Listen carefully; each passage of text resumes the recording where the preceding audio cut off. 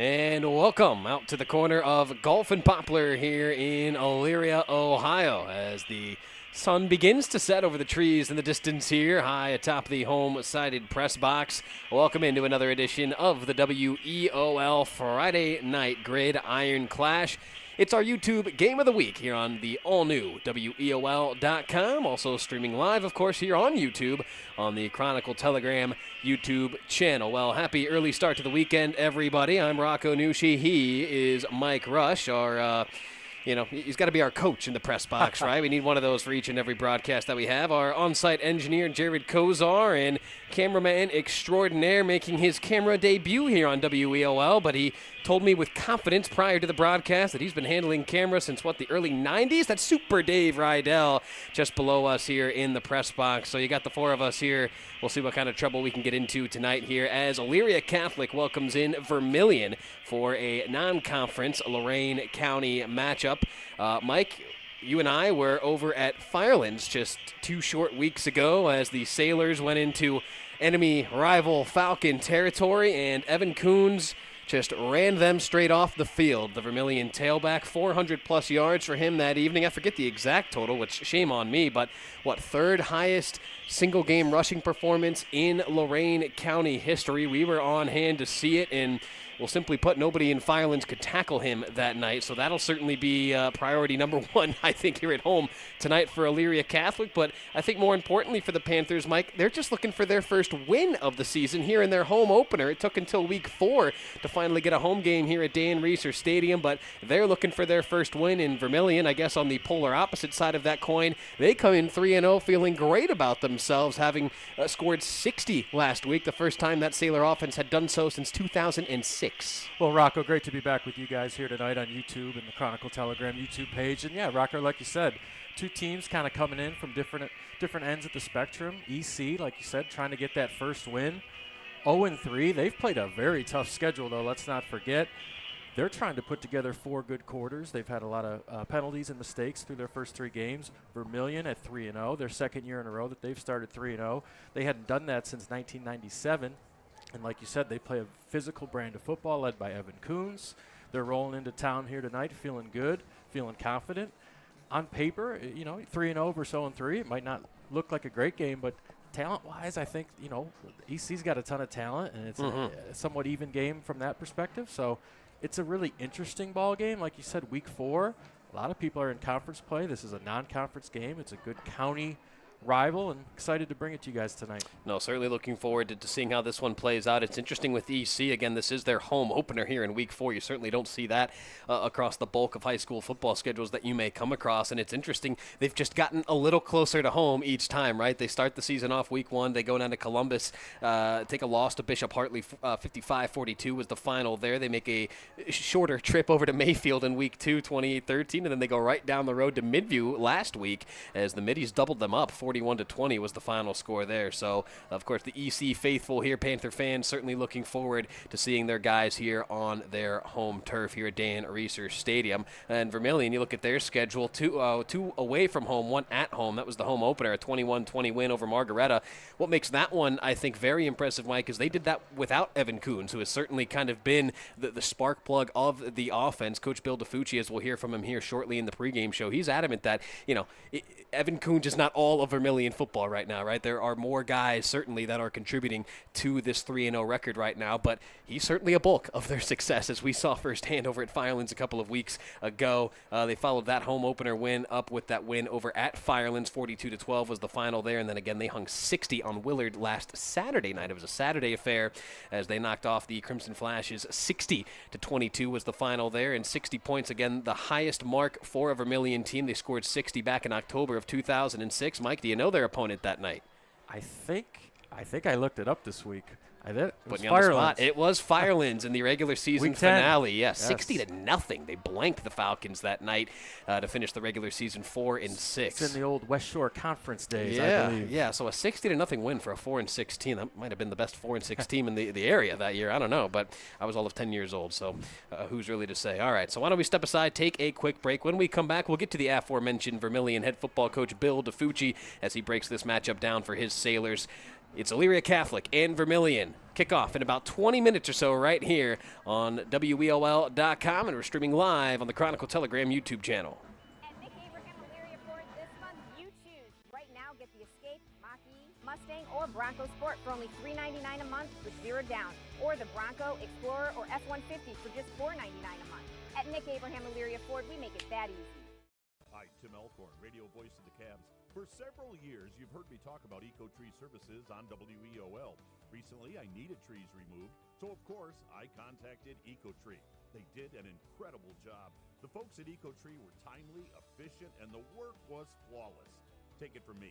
When your trees need attention or even require removal, contact Eco-Tree Services. Like me, you'll love their work. Find Eco-Tree Services online at ecotreeservices.com. Tonight's game is brought to you by Stewart's Appliance. Family owned, locally trusted, and proud to support Lorain County. Whether it's a new fridge, washer, or stove, Stewart's is here for you. Stewart's Appliance, serving families, supporting community. Back here on the pregame show for this week's WEOL.com and Chronicle Telegram YouTube game of the week as Vermilion goes to Elyria Catholic to take on the Panthers. And let's talk with Sailor head football coach Bill DeFucci. His guys are 3-0 on the season. They knocked off Willard this past weekend. It was a Saturday affair as they came out victorious. 60-22 was the final score there. So, coach, as always, we appreciate you joining us here for the pregame show. And 60 points against Willard, right? I guess we can start there with the conversation. First time since what, like 2006, I think I read in the Chronicle Telegram that this Vermilion Sailor football program has put up 60 points. So I got to imagine heading into week 4, you're pretty pleased with what you're seeing offensively, not just this whole season, but especially this past Saturday. Yeah, you're absolutely right. You know, we're very fortunate to have that solid run game, and we've been concentrating a little bit more on the passing game. We definitely had both in effect there Saturday night up in Willard, and very happy with the efficiency in the offense and obviously the points that we're able to put up. And you said the word efficiency, just kind of sticking with that, because I've only seen you guys once this year. That was the game against Firelands, and I know the ground game was certainly explosive. People talk about a fireworks type offense or whatever the different adjectives people use, and I wouldn't necessarily say, correct me if I'm wrong, I wouldn't necessarily say that you guys are overly flashy offensively, right? But I think it is just the efficiency that is really wearing down opposing defenses this season for you guys. Yeah, certainly, you're certainly right. We pride ourselves on getting to our assignments, and we're not a chuck them around the field all day long kind of team. We're not gonna throw a ton of deep balls. We're gonna be selective with our passes. We're gonna hit some high efficiency stuff, and we're gonna lean really heavily on that run game for us, and be savvy. Just be great in our assignments. Another 4 touchdown effort from Evan Coons on Saturday, and I'm not trying to discredit that by not acknowledging him with that, but you had other guys getting involved as well, right? Zach Worth, Isaac Kaiser, Landon Mooney, I think I read in the CT, they all scored touchdowns for you guys. I got to imagine that's kind of a twofold positive for you guys. You're getting contributions from more than one guy, which I know we've talked about this year with you guys on that front, but also B, I got to imagine that's fun for these guys, right? It's not just Evan, like we've talked about scoring. You're getting a number of other guys involved in the scoring department as well. Yeah, certainly for us, it's key contributors, and we know Evan's the workhorse. I mean, he gets a lot of the touches, but we enjoy spreading the football around, and we had for years. It's about that running back room for us. We're fortunate to have very good running backs in our system and our program coming up through the ranks, and certainly trying to get our playmakers on the outside involved. So you're right. We didn't have Evan week 1, and Zach and both Kaiser brothers did a fantastic job of kind of carrying that load for us while Evan was out week 1, and now that he's back, they're a proven commodity. We know what they can do. We trust them with the football, and we're going to spread the football around and make defenses play us honest. I go back to that Firelands game. Like I said, that's the only time that I've gotten to see you guys in person. Talk to me about just the mental buy-in from a lot of those guys in the backfield, right? Even from Evan, if he's not the one carrying the ball, he looks more than willing to throw a mean lead block for whoever is carrying the football, and obviously vice versa for the guys that are help paving the way for Evan. Just talk to me about just that mental buy-in that takes, maybe from a high school athlete where, hey, maybe you're not the one running the football every single down, but you're going to have to make a good lead block, and I feel like maybe that takes some buy-in mentally from high school kids. Yeah, it does. And we talk about playing complementary football, and they understand that they're not going to get every single carry of the football. They have to do their part and play their role. Wide receivers too. I'll tell you what, in that Firelands game, we had wide receivers doing a fantastic job downfield throwing blocks, and they know that we don't throw the football around 30 times a game. I mean, heck, we're fortunate to throw around 10 times, but they're out there believing in what we're doing. They're throwing blocks. They're putting themselves on the line, and the backfield the same way. Everybody has bought into what we're expecting to do, and that's to be 1-0 at the end of the week. Not looking forward. We want to be 1-0. We want to do our part and contribute to that one, to getting that victory that week. Well, people talk about complementary football, and I know usually that people say that, and then it's like, okay, the offense is complementing the defense and vice versa. But with you guys, we kind of already talked about it, the pass game complementing the run game offensively specifically, and you guys have the pass game clicking as well. Drake Hooks, his first year as the starter, he's been very impressive. I know he had another deep touchdown pass to Brock Myers this past weekend in that win over Willard. So that's got to be a group that, they got to stay pretty locked in throughout the course of the game, right? I know you guys kind of churn your butter with the run game, but you've got a pretty darn efficient pass game, it seems like, too. Yeah, it does. And we've got weapons on the outside. You mentioned Brock Myers. We got Micah Smith in the slot. I got Aiden Saunders at tight end. Our backs coming out of the backfield and lining up in slot formations. We can do some pretty impressive things in the passing game. And it's their commitment and their excitement and their energy and knowing what we've worked on that week that kind of continuously allows them to show us and give us everything that they possibly have on the field and kind of buy into the Sailor offense that we're running out here. You may have already answered this one. And again, we're talking with Bill DiFucci, head coach of the Vermilion football team. They take on Elyria Catholic tonight here in our WEOL.com and Chronicle Telegram YouTube channel game of the week. You talked about guys like Micah. I know he's a sophomore. Aiden's a senior. We've talked about him a couple of times over the years, but I got to imagine, and maybe this is putting you on the spot, but there's probably some unsung heroes up and down that roster that have really contributed in a big way, even though, their name might not be plastered all over the front page of the Chronicle Telegram come the weekend. Yeah, you're absolutely right. We talk about the number of sophomores that we start just, on both sides of the ball, but sticking on the offensive side, I got 3 sophomore linemen that start for us. Those are unsung heroes for us up front. They're allowing us to turn out the rushing game that we do and give us the time to throw the football downfield. Mike is a sophomore. Chase is working his way back into the offense after having an injury. He's a sophomore. Isaac Kaiser is another sophomore. So you're right. These guys are unsung heroes when you hear about the points and the numbers and the yards and what Evan has done for us. And it's been a collective effort, and this offensive squad and this football team as a whole, defensively, offensively, special teams, really takes the back seat to the program's overall success. And they do a great job individually of recognizing that, this is about our overall success as a program. I know week 1 was a somewhat slower start for you guys in that one, but these last 2 weeks especially, man, you guys have pounced on your opponent early and often. What sort of allowed that to be the case for you guys these past 2 weeks? I think early, talk about all the sophomores we have on the field. You get those week one jitters and fits and Friday night and under the lights, that kind of mentality. And Margaretta was a tough football program. They've done a great job here the last few weeks of kind of getting themselves on track. And that was a slugfest week 1 for us. So certainly coming out of that game and having the confidence to win a football game, a close game like we did week 1 without Evan in the lineup, I think really just bolstered the confidence of this unit, knowing what they were able to succeed without having Evan in the lineup. So I think that has kickstarted this role that we're on right now, that, man, they trust each other, they lean on each other, and they rely on everybody doing their 1/11 to get us to the ultimate goal. Again, talking with Bill DiFucci, head Vermilion football coach. They take on Elyria Catholic tonight on the road. Talk to me, Coach, about some challenges that the other sideline presents to you guys tonight.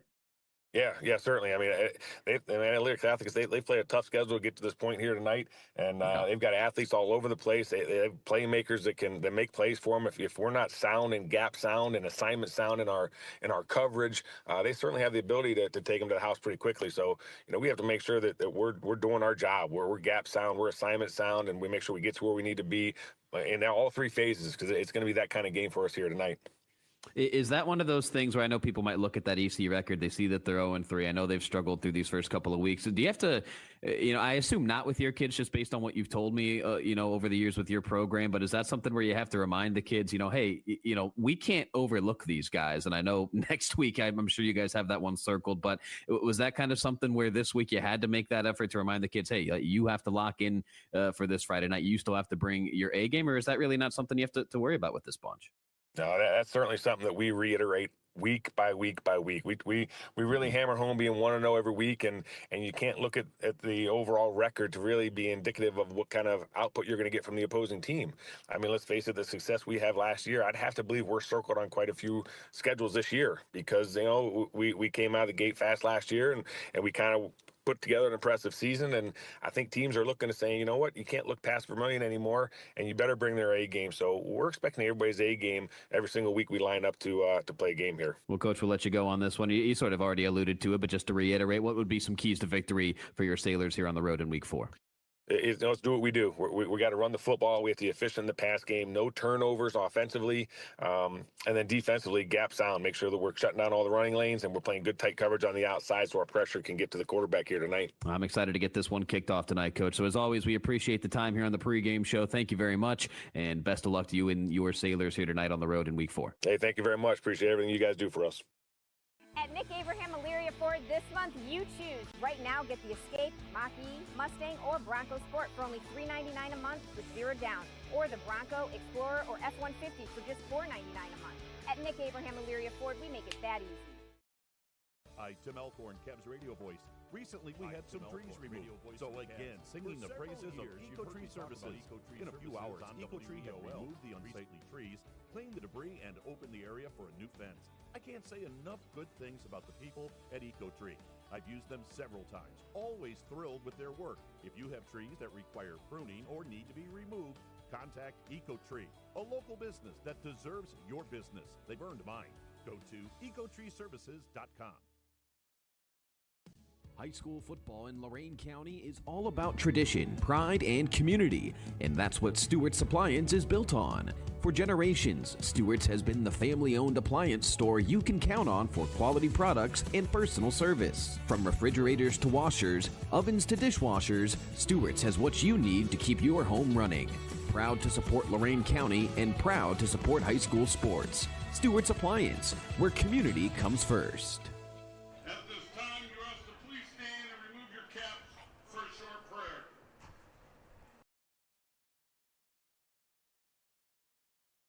Lorain County has a story every day. Make sure you don't miss it. From breaking news in high school sports to schools, business, and community events, the Chronicle has it all. Stay connected to your neighbors and your home team with coverage that matters most to you.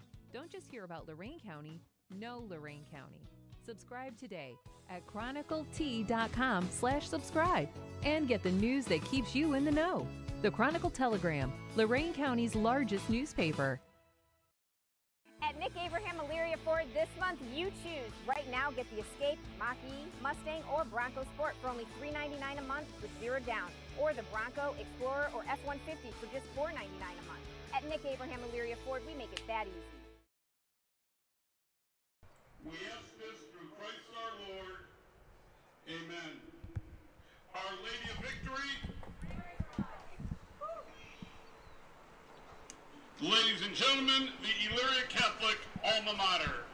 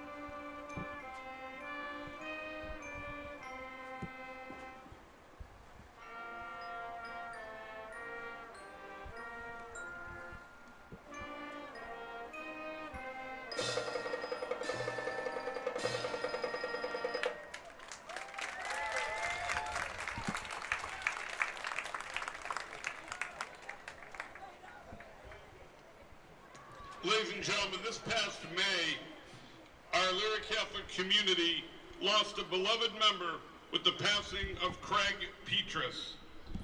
Big served as Elyria Catholic's longtime director of operations and was also a former assistant football coach. His fingerprints are on every corner of our campus, and his influence lives on in the lives of our students, our athletes, and colleagues he inspired. We now ask that you join us in a moment of silence in memory of Craig Big Petrus and in gratitude for all he gave to the Elyria Catholic family. A moment of silence, please.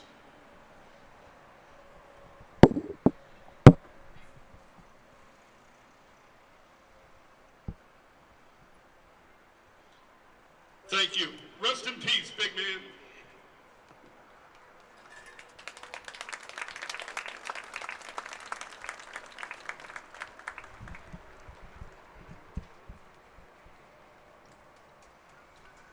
Ladies and gentlemen, we live in a great country with freedoms like no other.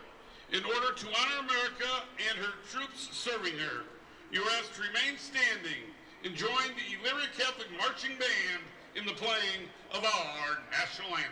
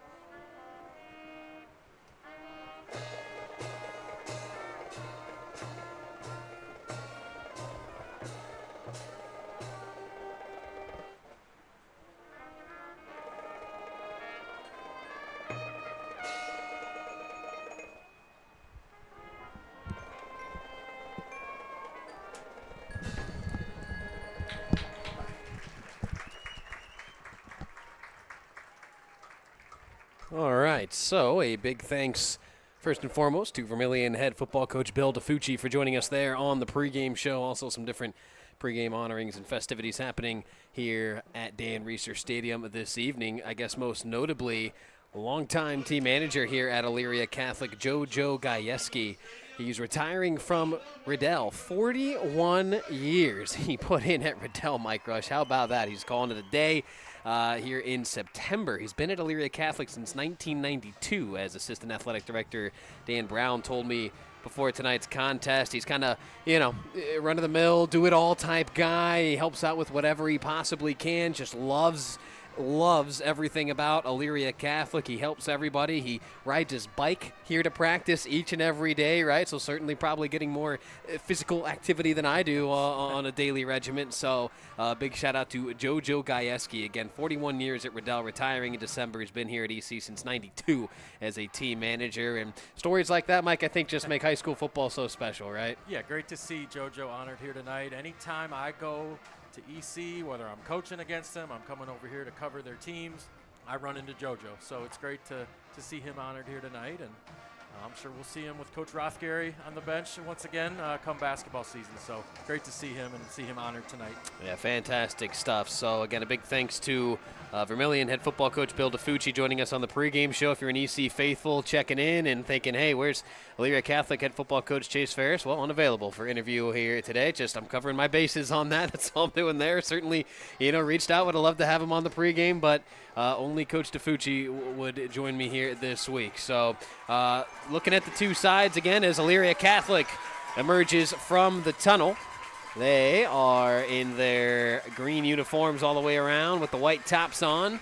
So nice and easy numbers to read here. I'll pick on Vermilion a little bit to help the EC folks maybe feel a little better about themselves. Vermilion with those white uniforms and the gold numbers. So with us battling the glare here from the sun in the press box, that could be could be a little dicey in terms of trying to figure out who's who, at least in the early goings. But we know it'll be a lot of Evan Coons, right, Mike? I mean, we saw him run, and then run a little more, and, well, run some more after that against Firelands a couple of weeks ago. That's been the name of his game the past 2 weeks. Again, he missed the opener for Vermilion in their home win over Margaretta, but he's been back the last 2 weeks, and they have certainly took it to their opponents. They knocked off Firelands after that 42-12, and then at Willard last Saturday night 60-22. So it will be Vermilion starting tonight's contest with the football. Elyria Catholic will kick this off. Vermilion, they'll be going left to right on your screen. Mike, you got a couple of things to look out for here tonight? Yeah, Rocco, just real quick for Vermilion, be the more physical team. Do what you do. When you're 3-0, you don't have to change much. And then they got to try to take away big plays offensively from Elyria Catholic. Elyria Catholic has a really nice passing game that we're going to talk about here tonight. For EC, you got to find a way to slow down this Vermilion rushing attack. You've got to try to do that. And if you can force Vermilion into maybe some third and longs. And then you got to try to make some explosive plays through the air. But the biggest thing for Elyria Catholic is they got to try to play a clean game tonight. Limit penalties. They had 8 last week. They had 11 the week before that. They got to stay in a rhythm. They can't get out of rhythm with penalties and other negative plays.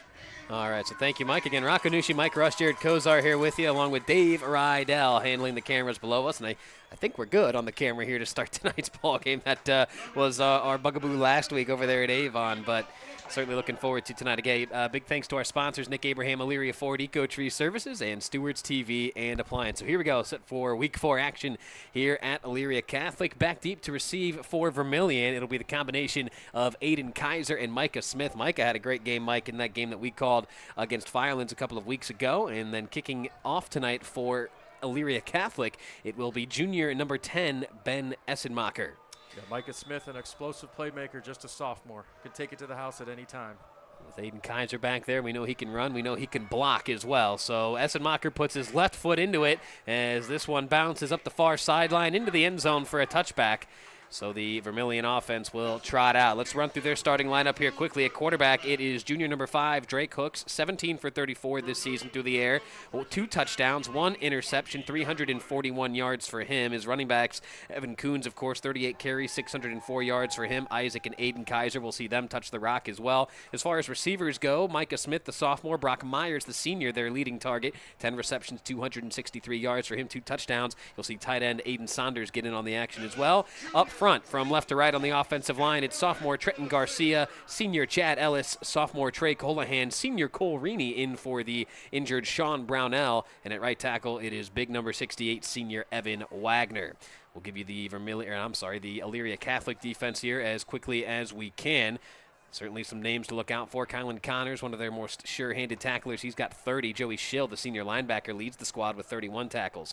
So here's quarterback Drake Hooks in the shotgun. How about this, Vermilion? They're going to open up at the pass, and it's complete just across the 20-yard line, as that'll be a short gain into the hands of number 41, Evan Coons. So Evan Coons, as much as he likes to run the football, he can certainly catch it out of the backfield as well. A short gain there, though, for Coons. They gave him 3. Sets up 2nd and 7 now for the Sailor offense. Rocco, they put Coons in the slot there. He's kind of uncovered. They just kind of throw it to him real quick on a now screen. He's able to get 3 yards, and Vermilion kind of spreading out Elyria Catholic to start a little bit. Yeah, interesting to see them go to the air right away. Again, their bread and butter is certainly on the ground, but going to the air there on that first play. Man in motion here. Wildcat. And it's Coons on the direct snap. Coons looking to take it right side, looking for that 25-yard line, and he is tackled shy of that 25-yard line. So Coons maybe picking up a yard there, make it 3rd and 6. And how about this, Mike? A big early 3rd down situation for this Panther defense. Boy, would they love to get off the field here. And exactly what we kind of talked about in the pregame. If EC can force these 3rd and 5s or longer, now you're making Vermilion do something that, they haven't done a ton. Hooks has only attempted 34 passes on the year. I did the EC Midview game last week. They did a decent job of bottling up Marcus McMahon from Midview, but the pass game got him. So here we go on this 3rd and 6. Evan Coons is lined up in that wing spot on the right side to go with that reverse that we saw against Firelands. Here comes Coons racing around the left side, looking to turn in that corner. He's got 1st down yardage out across the 35, and he's upended just around that 36-yard line, but plenty for a 1st down. So there's that reverse play. I think that was Aiden Kaiser, or maybe it was Isaac Kaiser who got it initially on the handoff, but Coons, who was lined up in that kind of wing tight end spot on the opposite side of the line of scrimmage, got it on the reverse, motored his way up that far sideline. That's a big first down early for Vermilion. And anytime you see Coons in that wing position, that's kind of a tell. As a coach, when he's in that position, a lot of times he's going to get it on that counter reverse play. That play hasn't been stopped yet this year that we've seen. Yeah, they ran that a number of times against Firelands, and pretty much each and every time results were similar to that right there. 2 men in motion here. That is the aforementioned Isaac Kaiser. Evan Coons in the backfield. He'll take the handoff, looking right side, breaks one tackle, throws another stiff arm, but now he gets tripped up in the backfield, and that's a big tackle there. That is number 14, Jacob Unak.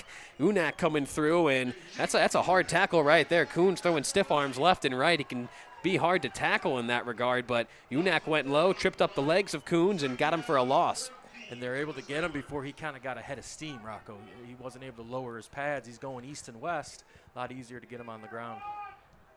So, 2nd and 14 they'll call it here for Vermilion. Ball at their own 32-yard line. 9.5 minutes left to go here in this first quarter. Man in motion across the line of scrimmage. They'll fake it to him. Now they'll give to Coons on the reverse, and he is blown up again in the backfield. Look at all those green jerseys in on the Sailor ball carrier. Several guys in green there to greet him. Kylan Connors in on that stop amongst a number of other Panthers. Amari Lind, the senior defensive tackle, in there as well. Let me quickly give you the EC starting defense. It's Kylan Connors, Cannon Regis, Amari Lind, and Trenton Merrill up front. The linebackers, Joey Schill, Gavin Smith. No Donovan Shumpert tonight, I don't believe. I know he wasn't dressed when we came out for warm-ups, and I don't see him out there now. Yeah, so he's down here in his street clothes. All right, so I'll have to make a replacement there on my scorecard. In the secondary, Ben Essenmacher, Patrick Moore, Mikey Bates, and Robbie DeRay, the quarterback.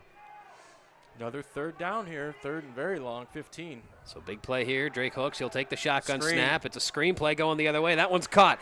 Ball carry out across the 50, out across the 40. There goes Coons up the far sideline, 25-20, and he gets shoved out of bounds well into EC territory. A huge pickup there for the Sailor offense. A little screen play there set up beautifully.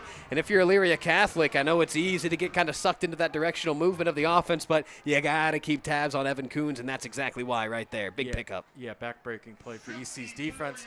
Well-designed play, like you said, Rocco. They roll Hooks to the right. They sneak Coons out into the left flat. Big gain and big play in the passing game for Vermilion. Juels Martin in there on defense for the Panthers as well. They've done some shifting around on the defensive side of the football here this evening.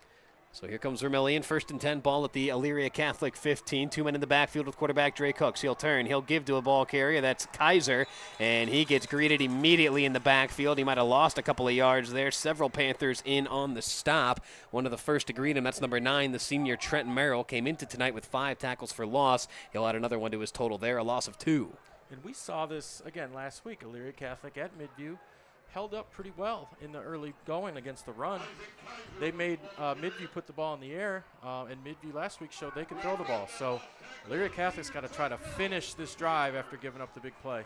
Yeah, that was something Jack Armstrong, head coach of Midview, talked about after that game. He noted that Elyria Catholic had loaded the box to try to shut down their run game, and it was quarterback Shea Williams who hurt him with his arm that night. Drake Hooks may have to do the same here. It's a direct snap to Evan Coons. He's going to follow his blockers right up the middle. He breaks one tackle, dragging Panthers with him as he works his way towards that 10-yard line, brought down at about the 11. A couple of different Panthers in on the stop there.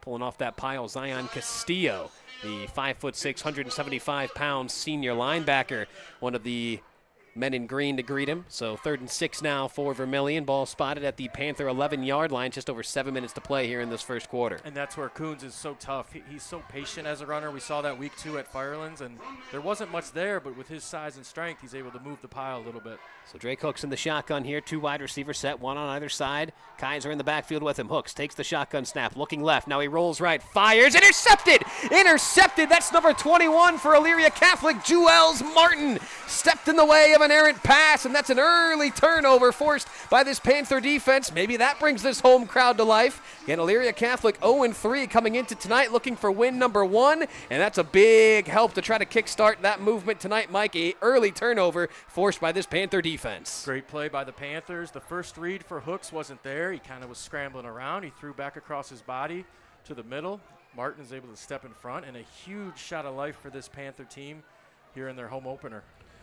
You know, we talk so much about, especially with high school athletes, Mike, and you know this being a high school coach, just the body language, right? The confidence in how the early goings of a game, regardless of sport, can really determine how the rest of the night or afternoon may go, night in this case. So we'll see if that can help jumpstart this Elyria Catholic football team here tonight as the EC offense now goes to work. Sophomore quarterback Robbie DeRay in the shotgun, 4 wide receiver set. He'll turn, he'll give to his ball carrier, looking for some wiggle room up the middle, and he gets leveled out near that 15-yard line. That was Zion Castillo on the carry. Started that run at his own 7, made his way up to the, 14-yard line. So pickup of about 6 or 7 there for Zion Castillo, make it 2nd and short. And to piggyback on your point, Rocco, confidence is a funny thing, especially with high school kids. Sometimes all it takes is one play to ignite you.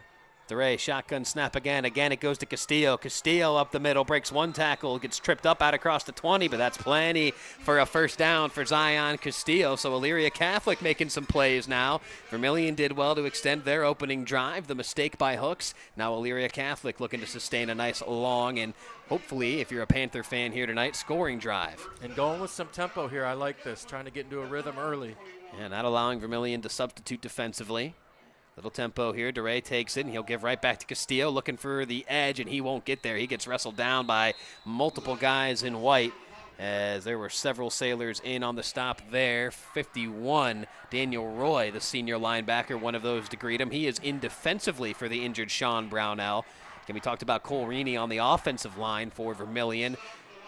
Replacing Brownell tonight, who is injured, and it's Daniel Roy on the defensive side of things taking the responsibilities for Brownell here this evening. So another 4 wide receiver spread look here, 2 on either side of sophomore quarterback Robbie DeRay. His little swing pass here to Castillo. I don't know if he was expecting it. Then he turns and caught it, nearly lost his footing, and he will stumble and bumble out across that 25-yard line up near the 26. So a pickup of 4 there on the swing pass to Zion Castillo sets up 3rd down, and another big opportunity here for both sides, really. The EC offense looking to, win some field positioning here, if nothing else, and Vermilion looking to make up for that early turnover. And early on, an improved rushing attack for EC. They came in only averaging 3 yards per carry. And without Schumpert, that's a big loss for them. Certainly is. His brother Darrell was quarterback for Elyria Catholic last season. Donovan certainly a part of that offense as well, even more so now this year. But as you alluded to in street clothes here this evening, dealing with a wrist issue. On the play action, they set it up well. It's complete out to Latie, but he doesn't have a whole lot of room to work with. He gets upended shy of the 30. He needed the 31, did Connor Latie, but he gets brought down for a short gain of just a couple. So 4th and 4 now for Elyria Catholic. Looks like the Panthers will elect to punt this one away. And a good job by Vermilion's defense to get off the field there. They run around well. They're a very aggressive defense, and they pursue well and able to get Latie on the ground there to force this 4th down.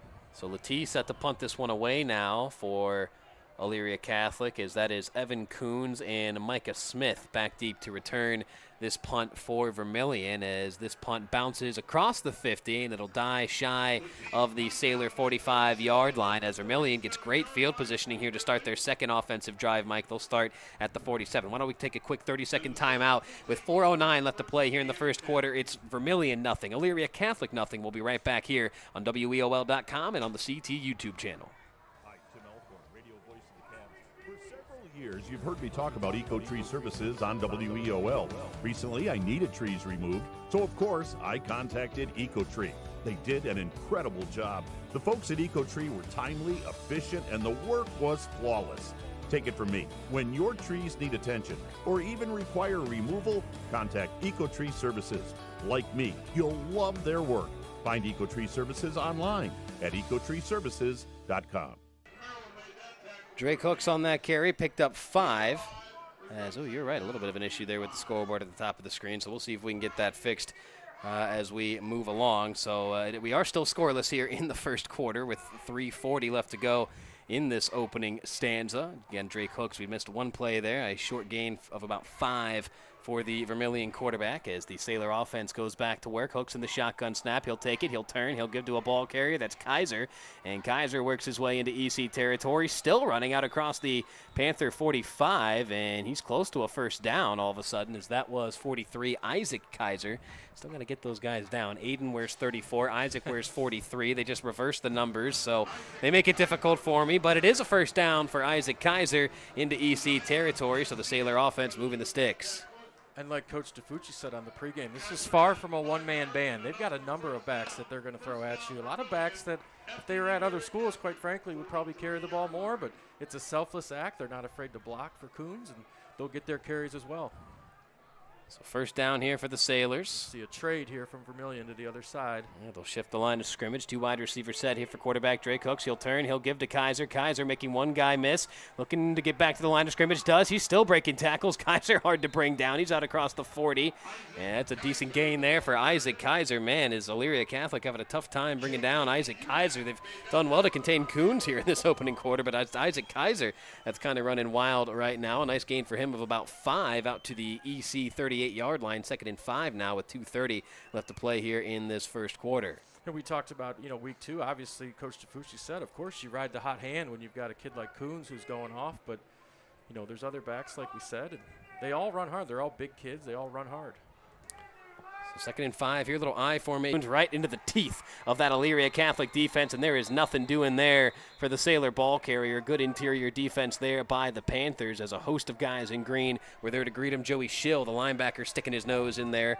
Sets up third down now for this Panther defense. And already you're kind of developing a theme here, Rocco. Third down conversions. And how long are they? Are they third and long? Or this one's kind of a third and medium? Got to, of course, account for Coons wherever he's at in the run game or the pass game. 3rd and 5 now. $1:38 left to play. Little play action here. Look at Drake Hooks on the little boot keeper, and he's going to be wrestled down shy of the first down as he needed the 33-yard line. He's out near the 30. And so, the 34. So he's about a yard and a half short. So big 4th down opportunity here for both sides. Vermilion looking to keep this drive moving, and Elyria Catholic looking to get off the field for their second straight defensive possession. And if you're Elyria Catholic, you have to watch the football here. Vermilion's probably going to try to go with a hard count, try to get a free first down, an easy 5. First, they need to take care of that. So 4th and 1 here. Vermilion will break the huddle. Down to 53 seconds and counting here in this first quarterback. 2 in the backfield with quarterback Drake Hooks. Vermilion's got to take care of their business. A false start here for Vermilion. Back the Sailors up 5 yards. So maybe that makes things a little more interesting. And obviously you could tell they were going on 2 there. And Vermilion, unfortunately, shoots themselves in the foot. That's going to maybe change your play call here, too, going from 4th and 2 to 4th and 7. So it is 4th and, let's say 6 on the scoreboard, but you're right, Mike, probably closer to 7. Ball spotted right near that 39-yard line here of Elyria Catholic. Quarterback Drake Hooks awaiting the shotgun snap, 3 wide receiver look. He takes it, looking right, looking down the far sideline. He's got a man open. It's Coons, and it's in and out of the hands of the star tailback for Vermilion, Evan Coons. Oh, man, I bet you he wishes he could have that one back. About as good of a ball as you might see from a young quarterback, Mike. Drake Hooks put that right in the bucket to Evan Coons, but I think Coons a little more comfortable in the backfield as opposed to, 30 yards downfield, and he just wasn't able to corral that one. And that's a very similar play that Midview ran last week, just running their slot right up the seam, beating that kind of first line of defense, and missed opportunity for the Sailors, and if you're EC, you're feeling good about yourself. Second drive of the ball game.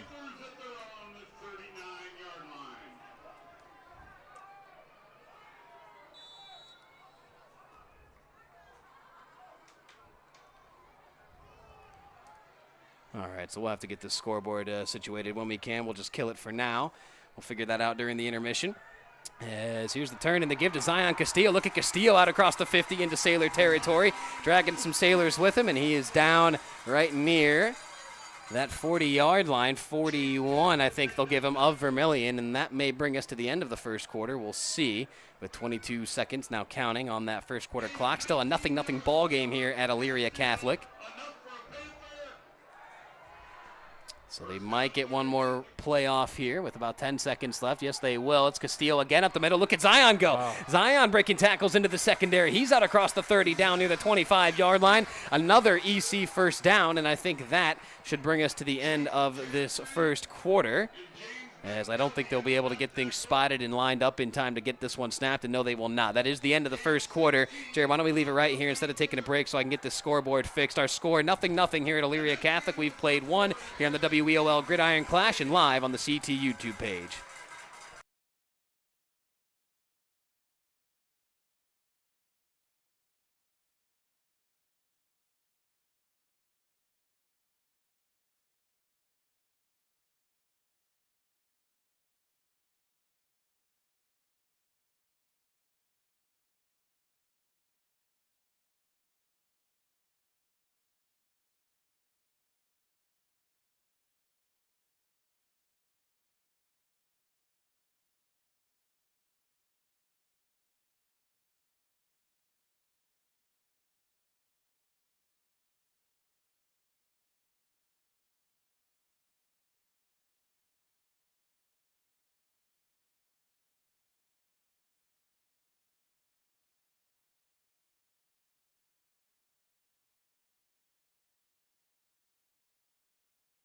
Lorain County has a story every day.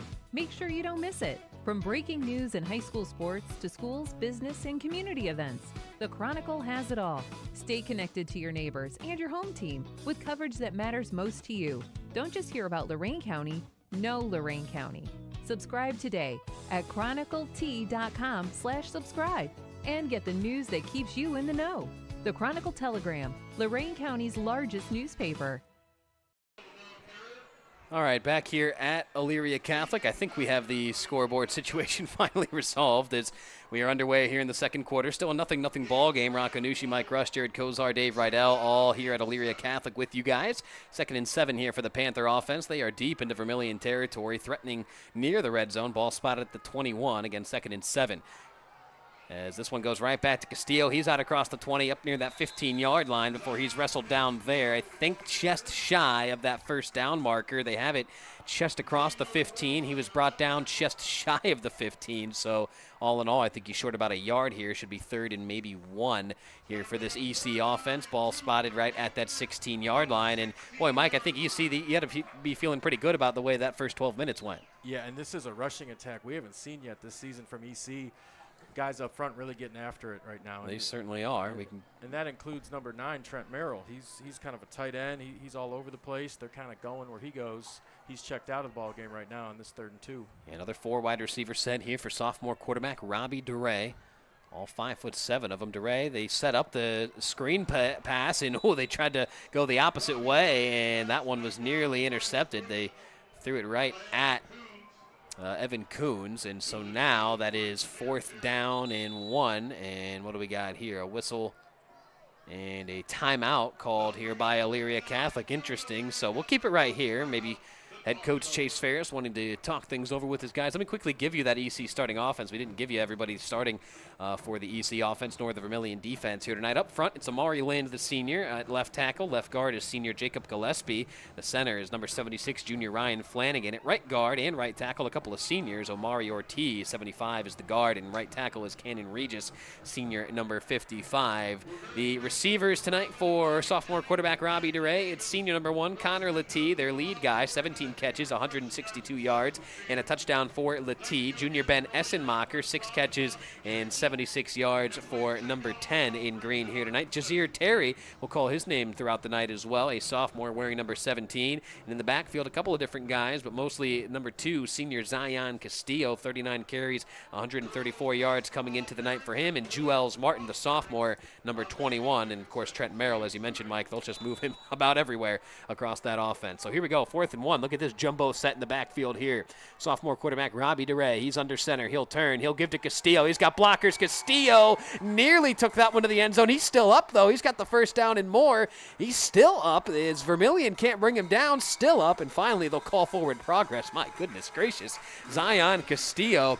I don't know what they got him listed at here on the roster. 5'6", $175. He's not running like that, though, Mike. Look at him go out there, carrying guys with him. No, he's running strong. He's running angry. And you had to love that play. That was strength versus strength. Vermilion prides himself on their physicality. Elyria Catholic says, wait a minute, we can play physical. We can run between the tackles. 4th and 2, full house backfield, and they come right at you. And they're going to stick with that formation here. So first and goal here for EC at the 6-yard line. They'll turn, they'll give to Castillo again. He's looking for the end zone, and he's brought down shy, or is he? Yes, he is. Brought down at the 1, but still a nice pickup there for Zion Castillo. He got 5, and his Panthers just 1 yard away from drawing first blood here tonight in their home opener. Can you tell this EC team is fired up or what? Winless here heading into their home opener in week 4, but they're looking for pay dirt here, and this one is not going to be it. Zion Castillo blown up in the backfield. A couple of different Sailors there to greet him. Evan Coons in on the stop, along with number 10 for Vermilion. That would be James Bengal, the safety, coming in and sticking his nose in there to make a stop. And so much talk leading up to this game about the Vermilion offensive line and the way they play, and Elyria Catholic's putting a couple extra offensive linemen in the game, one in the backfield, and playing power football right now after, their strength coming in was throwing the ball down the field a little bit. So 3rd and goal now here for Elyria Catholic. Ball spotted at the Sailor 5-yard line. And what here? Another timeout will be called. This one also by Elyria Catholic. So, Mike, can you tell that this is an important drive for these EC Panthers or what? We can keep things right here. Come on, Coach. What are we seeing from this EC front? Is it as simple as they're winning the war in the trenches, as we hear Brookside head coach Scott O'Donnell talk about all the time, or what? I believe so. You're seeing Elyria Catholic physically move Vermilion back, and they're putting a couple backs in the backfield, and they're kind of giving Vermilion a taste of their own medicine and kind of bringing it back to the old, what was that, the Juggernaut formation under Coach Fox? So not quite the Juggernaut, but a lot of big uglies in there, and they're moving bodies right now. So big play coming up here. Coach Ferris and his staff probably want to make sure everybody's on the same page. You can't afford a mistake down here, a penalty. You've got a great opportunity here, 3rd and goal from the 5. What do we got here below us? Some camaraderie amongst the cheerleading squads, the EC they come meet ladies in the first quarter. Yeah, what is I don't know what's going on down there. Anyway, 3rd and goal here at the 5-yard line for the EC offense. Don't shake your head out there at me, Dave Rydell. Come on.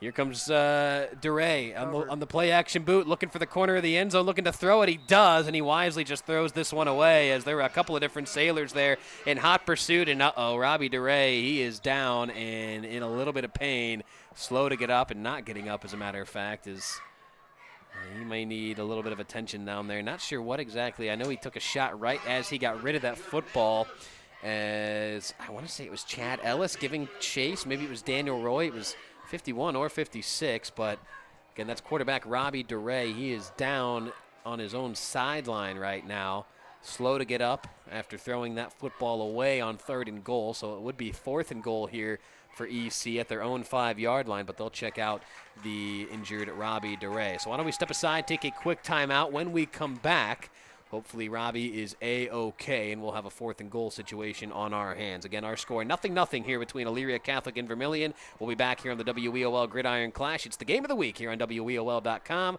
and on the Chronicle Telegram YouTube channel. Tonight's game is brought to you by Stewart's Appliance. Family owned, locally trusted, and proud to support Lorain County. Whether it's a new fridge, washer, or stove, Stewart's is here for you. Stewart's Appliance, serving families, supporting community. At Nick Abraham Elyria Ford this month, you choose. Right now, get the Escape, Mach-E, Mustang, or Bronco Sport for only $399 a month with 0 down, or the Bronco, Explorer, or F-150 for just $499 a month. At Nick Abraham Elyria Ford, we make it that easy. Hi, Tim Elkhorn, radio voice of the Cavs. For several years, you've heard me talk about EcoTree services on WEOL. Recently, I needed trees removed, so of course, I contacted EcoTree. They did an incredible job. The folks at EcoTree were timely, efficient, and the work was flawless. Take it from me. When your trees need attention or even require removal, contact EcoTree Services. Like me, you'll love their work. Find EcoTree Services online at ecotreeservices.com. So Robbie DeRay is up. Dave tells me he was favoring that left arm. So they'll trot out Ben Essenmacher here on this field goal attempt. It'll be about a 22-yarder. Essenmacher puts his left foot into it. It is up, and it is good. And Elyria Catholic will score first here tonight as Essenmacher's 22-yard field goal is good. So our score with 8:55 left to play here in the second. It's Elyria Catholic 3, Vermilion nothing. We'll be right back here on the WEOL Gridiron Clash. We're on that Chronicle Telegram YouTube channel. And Mike Rush, where else can the folks find us? WEOL.com. High school football in Lorain County is all about tradition, pride, and community, and that's what Stewart's Appliance is built on. For generations, Stewart's has been the family-owned appliance store you can count on for quality products and personal service. From refrigerators to washers, ovens to dishwashers, Stewart's has what you need to keep your home running. Proud to support Lorain County and proud to support high school sports. Stewart's Appliance, where community comes first.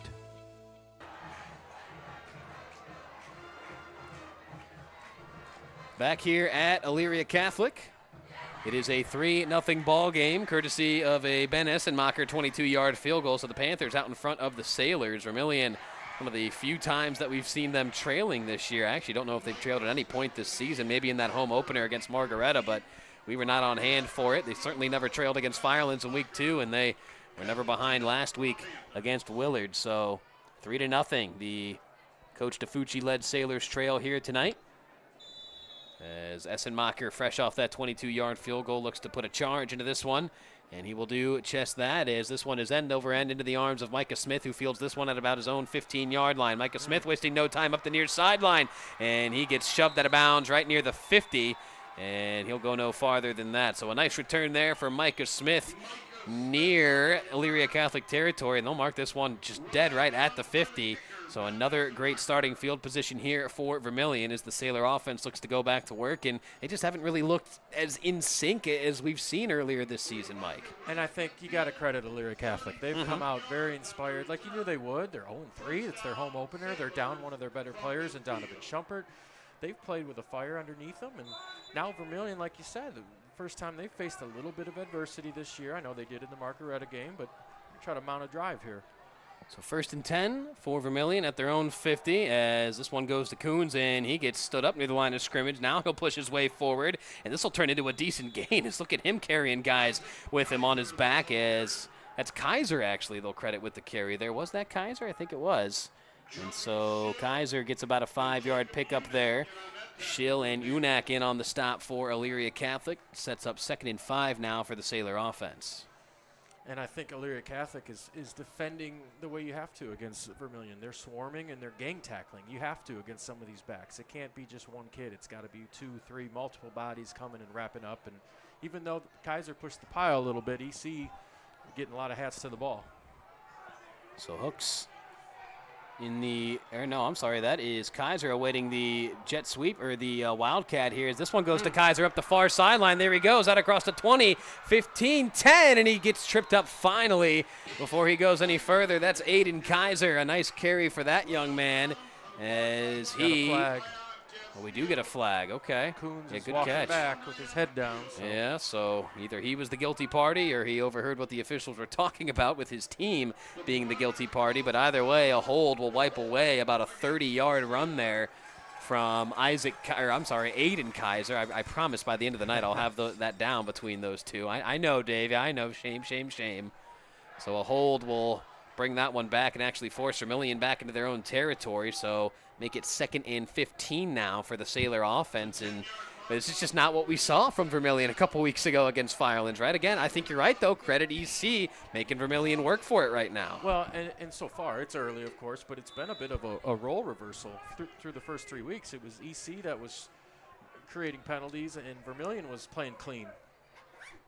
So, 2nd down snap here for Drake Hooks, looking to set up the screen, and nowhere to go here, and he is wrestled down behind the line of scrimmage again. And Evan Coons just nowhere to run there. EC sniffed that one out. A couple of different Panthers in on the stop there. Namely, saw number 11, Kylan Connors, one of the first to greet him. Amari Lind in the area as well. So now 3rd and long, 3rd and 18 for Vermilion. Ball at their own 42-yard line. And again, just not what we're used to seeing from Vermilion against Firelands. They were ahead of schedule, or on schedule, I should say, the whole game, ahead of the sticks. Now on a 3rd and long. And you see him coming out right now, number 77, Amari Lynn. Great job against the screen. He's unblocked. He finds the ball. Drake Hooks in a 2 wide receiver set, rolling near sideline. He's going to hoist this one downfield into coverage, and it's intercepted. That ball is intercepted by Elyria Catholic. That's number 6 in green, and he gets shoved out of bounds near midfield. That is a huge interception there. Corey Armelin stepping in the way of an errant pass from Drake Hooks. So Hooks intercepted for the 2nd time here tonight And that is another huge turnover forced by this Elyria Catholic defense, but there is a flag down in the secondary. Although, was this on the return? Let's see. Might be on the return. Hard to fault Hooks with the decision on 3rd and 18. Throw it up, give your guy a chance. Kind of acts almost like a punt. But, great job by Elyria Catholic. Armelin going up and getting it. And another turnover here as the officials sort it out.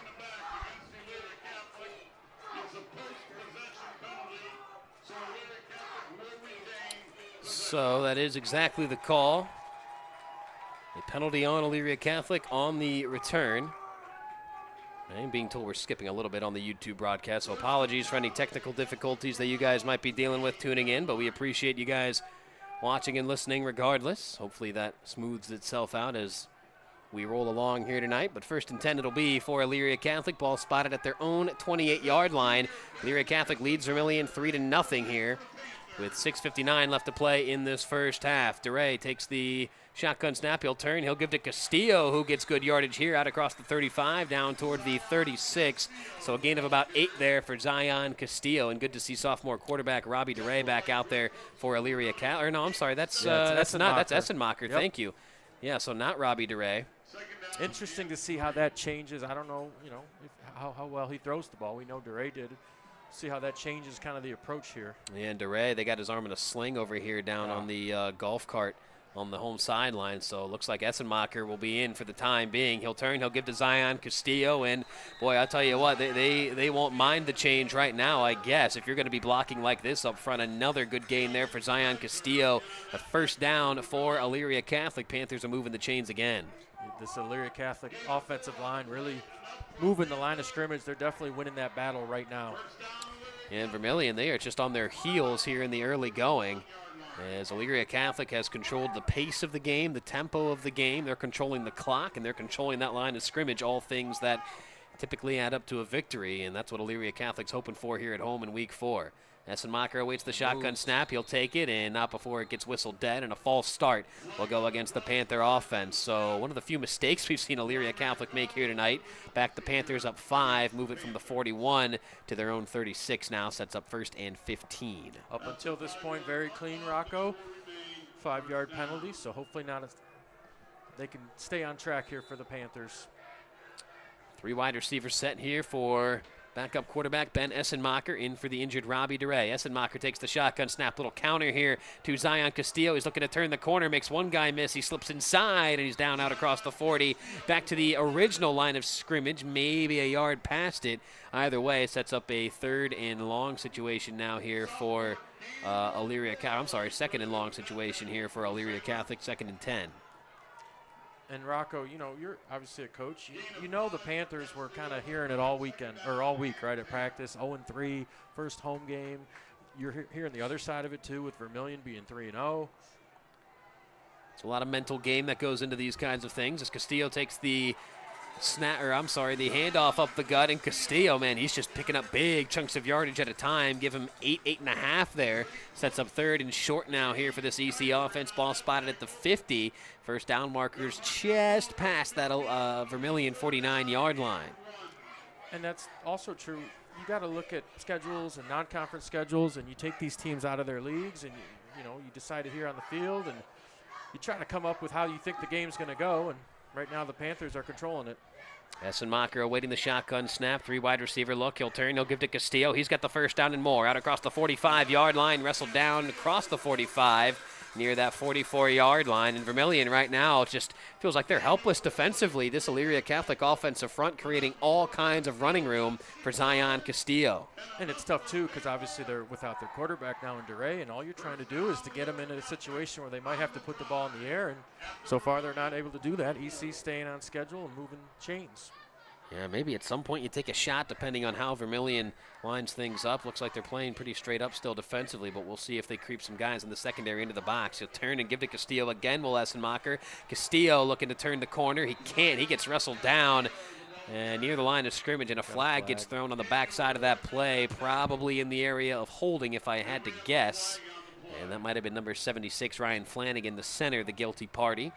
And so back the Panthers up 10, and that's not what you want there on first down. A 10-yard penalty will set up 1st and 20 now for Elyria Catholic back into their own territory. 3-0 EC leads Vermilion with 4:06 left to play here in this first half. Sometimes those stretch plays, those offensive linemen got to cover more ground, playing a little bit more space. Sometimes you can get a little handsy and hold, and sets up a 1st and 20 as EC signals in their play. No huddle team, so they can kind of control tempo as they see fit.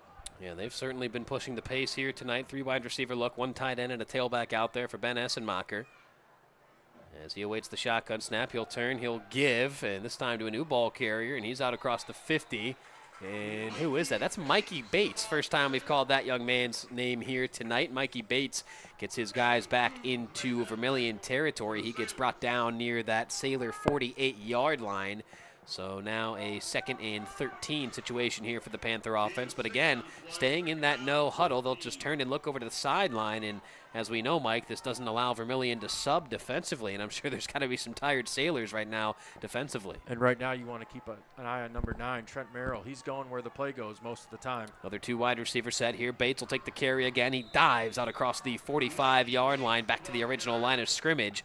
So 3rd and 10 now here. And we got another downed Panther, and that's not good. That's one of the big guys up front. I think, no, that's not Flanagan. Let's see. That is 70. I can't tell. Is that 78? I Hard think. to tell. 78. Dave's giving me the shake of approval, and that would be Dylan Bevere. Might have mispronounced his last name. He is not one of the guys I checked with with Saint before the game in terms of pronunciation, but Bevere, the sophomore, 6'4", 340, they got him listed at. He is favoring that left leg a little bit while the training staff looks at him. So I'll tell you what, we'll take a quick timeout while they tend to the downed Elyria Catholic Panther. With 3:10 left to go here in this first half, our score here at EC, it is the Panthers 3, Vermilion nothing. We'll be right back here on the Chronicle Telegram YouTube channel, and we're online at WEOL.com. At Nick Abraham Elyria Ford this month, you choose. Right now, get the Escape, Mach-E, Mustang, or Bronco Sport for only $399 a month with 0 down. Or the Bronco, Explorer, or F-150 for just $499 a month. At Nick Abraham Elyria Ford, we make it that easy. Hi, Tim Elkhorn, Cavs radio voice. Recently, we had some trees removed. So again, singing the praises of EcoTree Services. In a few hours, EcoTree had removed the unsightly trees, cleaned the debris, and opened the area for a new fence. I can't say enough good things about the people at EcoTree.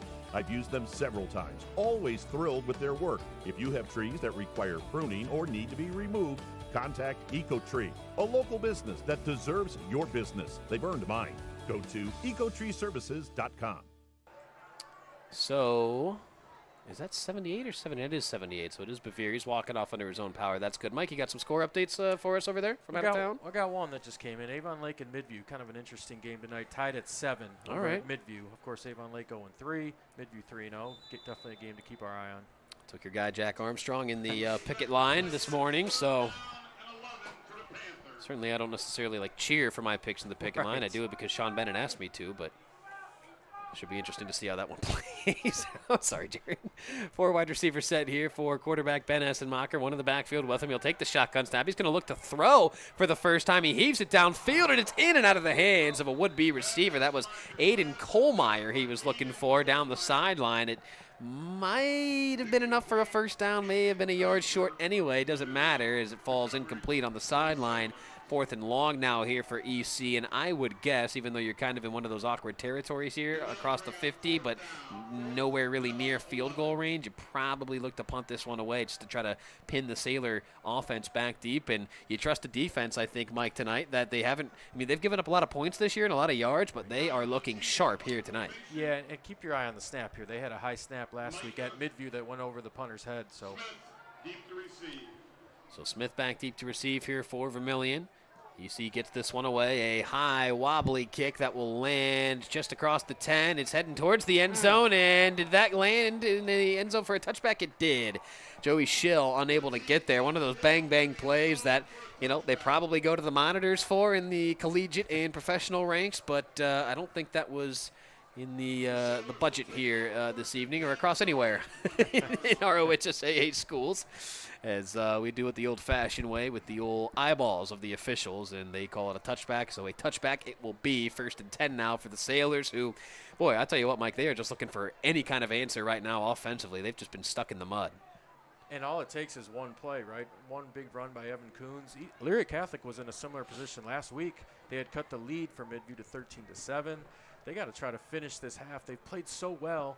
You look up at the scoreboard, it's only 3-0. You feel good about yourself, but you're trying to finish the half, and if you're Vermilion, trying to get into halftime with some momentum and go score here as Hooks is back in the gun. Yes, he is. Isaac Kaiser in the backfield with him. They'll turn. They'll give to Coons on kind of the end around from that wing tight end spot, and he's got nowhere to run there. As I'll tell you what, this front four for Elyria Catholic wreaking all kinds of havoc against the offensive front of of Vermilion, as there has just been next to no running room for these Sailor ball carriers. That was Isaac Kaiser, I believe, who took that handoff. So Isaac Kaiser losing about a yard there. And, you wonder the health of Evan Coons. He missed that opener against Margaretta, had kind of a nerve neck thing going on that he's been dealing with since then. It's certainly still a factor for him to try to contend with, and maybe that has something to do with the limited carries we've seen. It's Kaiser in the backfield again with Hooks. Hooks throwing this time. He's got a man. It's Myers. Myers out across the 20, and he gets tripped up there. That's a good tackle there by number 0, Mikey Bates. We saw him running the football offensively there that last possession for EC. Now he makes a big defensive play. Sets up 3rd and long now for this Vermilion offense. And Myers is a weapon for them. They got to find ways to get him the ball. There they tried to get him a little quick screen, but he's a big play guy. He's a vertical threat down the field, so they got to try to find a way to use all their weapons, not just their backs. 3rd and 9 here for Vermilion as they break the huddle. We're down to 1:25 left to play in this quick-moving first half. Hooks in the shotgun snap, 2 wide receiver look, 2 tight ends. And they'll try the reverse here to Coons. Coons up the middle, has room to run. Look at him go. Coons out across the 30, and he gets tripped up just across the first down yard marker. So a big run there for Evan Coons, and a had-to-have-it spot, a gain of about 11 there. He needed 9, and that's a first down for the Sailors. And what a cut there by Evan Coons. I'll tell you what, man, he ran right into the teeth of that EC defense, put his right foot into the ground, worked his way upfield, and boy, just so explosive. And we talked about it week 2 over at Firelands. He's a complete back. He can run away from you. He has great vision. He's patient. Lets his blocks develop. Isaac Kaiser in the backfield. Hooks takes the shotgun snap, looking for Myers, and he overshoots him. Tough one there for quarterback Drake Hooks. That's, you practice that one in the backyard, when you're little, just the quick little 5 or 6 yard out route, but Hooks, I don't know if he just doesn't feel comfortable yet here tonight or what, but that one sailed on him big time over the head of his favorite receiver, Brock Myers. Sets up 2nd and 10 now for Vermilion. We're down to 58 seconds left to play in this first half. EC in front of the Sailors, 3-0. And Hooks is an interesting story. He didn't attempt a varsity pass last year. He was behind 2 senior quarterbacks, played JV, and trying to find his rhythm here tonight. So on 2nd and 10, Hooks takes the shotgun snap. He'll roll right away from the pressure. Hooks looking downfield, and this one falls incomplete as he was looking for one of his receivers there up that far sideline. That was number 3, Joe Schaub. First time we've called that young man's name here tonight. Usually it's a lot of Brock Myers, maybe some Aiden Saunders getting in on the pass reception game, but Schaub, the intended target there, unable to hook up with him was his quarterback Hooks. And so 3rd and 10 now for Vermilion at their own 33, down to 52 seconds left to play in this first half as the Sailors break the huddle. And we mentioned this Elyria Catholic front. It's really the strength of the team with Trent Merrill, Kylan Connors, and the others. Hooks in the pistol set here. Play action to his tailback. Hooks, big drop back looking for his man, and it falls incomplete as Coons on a little crossing route, not on the same page with his quarterback, Drake Hooks, as he threw it well behind him. So now that sets up 4th down for Vermilion, and with 48 seconds, I'm guessing they're just going to have to punt this one away. Oh, there is a flag down on the 50 on the far sideline, and so you wonder if this is in the area of defensive holding, defensive pass interference. And it is illegal contact against the Panthers. So that is an automatic first down for the Vermilion offense. And, yeah, you're exactly right, Mike. A tough one there for the EC defense to try to swallow. I mean, you're off the field, maybe looking at a chance for more points here to end this half.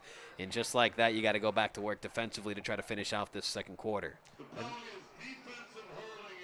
And this is situational football here for both teams. defensively, EC has to play this situation correctly with the long field to go. Vermilion, you want to try to be aggressive and push the ball down the field, but you don't want to be reckless and putting the ball in harm's way. So they'll move it up to the 43-yard line. That's Vermilion now goes back to work offensively, down to 48 seconds left to play. Vermilion with all 3 of their timeouts. EC has just 1.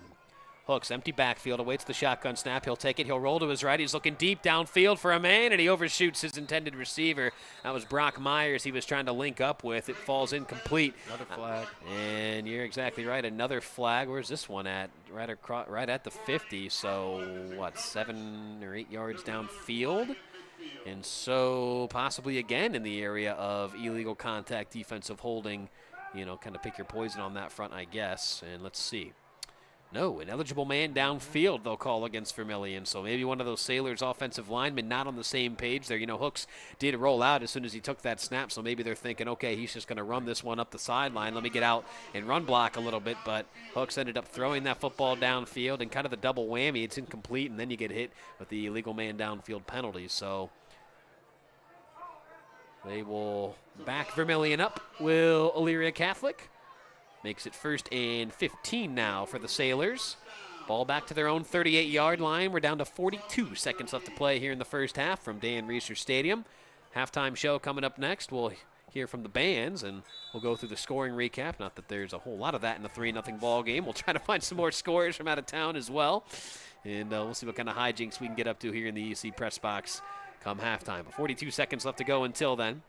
As Coons takes his spot in the backfield next to Hooks. 3 wide receiver set, 2 to his right, 1 to his left. Hooks looking deep downfield across the middle. Here's an interference defensive holding. That'll go against Jewels Martin as he got hooked up, or linked up rather. Locked up is the word I'm looking for, or phrase I'm looking for. English is hard sometimes, right? Jewels Martin getting locked up with Brock Myers down the field, so that'll go against Elyria Catholic. That one was an obvious one. I didn't need any help from any of the crowd or you guys on that one. I think everybody was able to see that one. When Myers went to make his break to the post, you know, defender just kind of wrapped him up. Jewels Martin just kind of wrapped him up, and an easy one for everybody to see.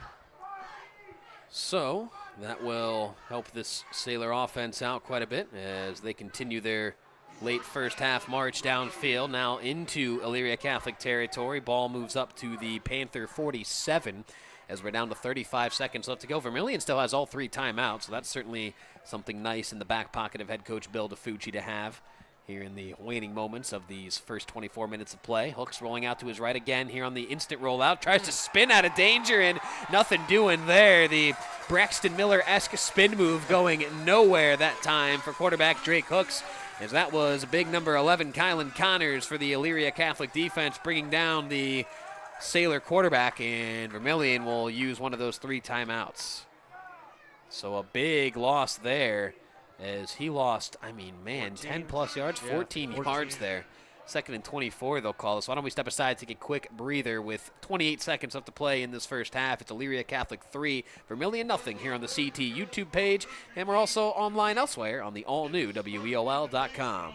At Nick Abraham Elyria Ford this month, you choose. Right now, get the Escape, Mach-E, Mustang, or Bronco Sport for only $399 a month with 0 down, or the Bronco, Explorer, or F-150 for just $499 a month. At Nick Abraham Elyria Ford, we make it that easy.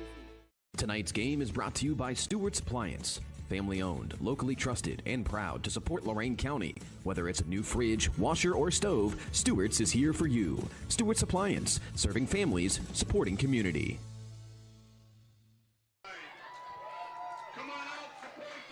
Back here at Elyria Catholic.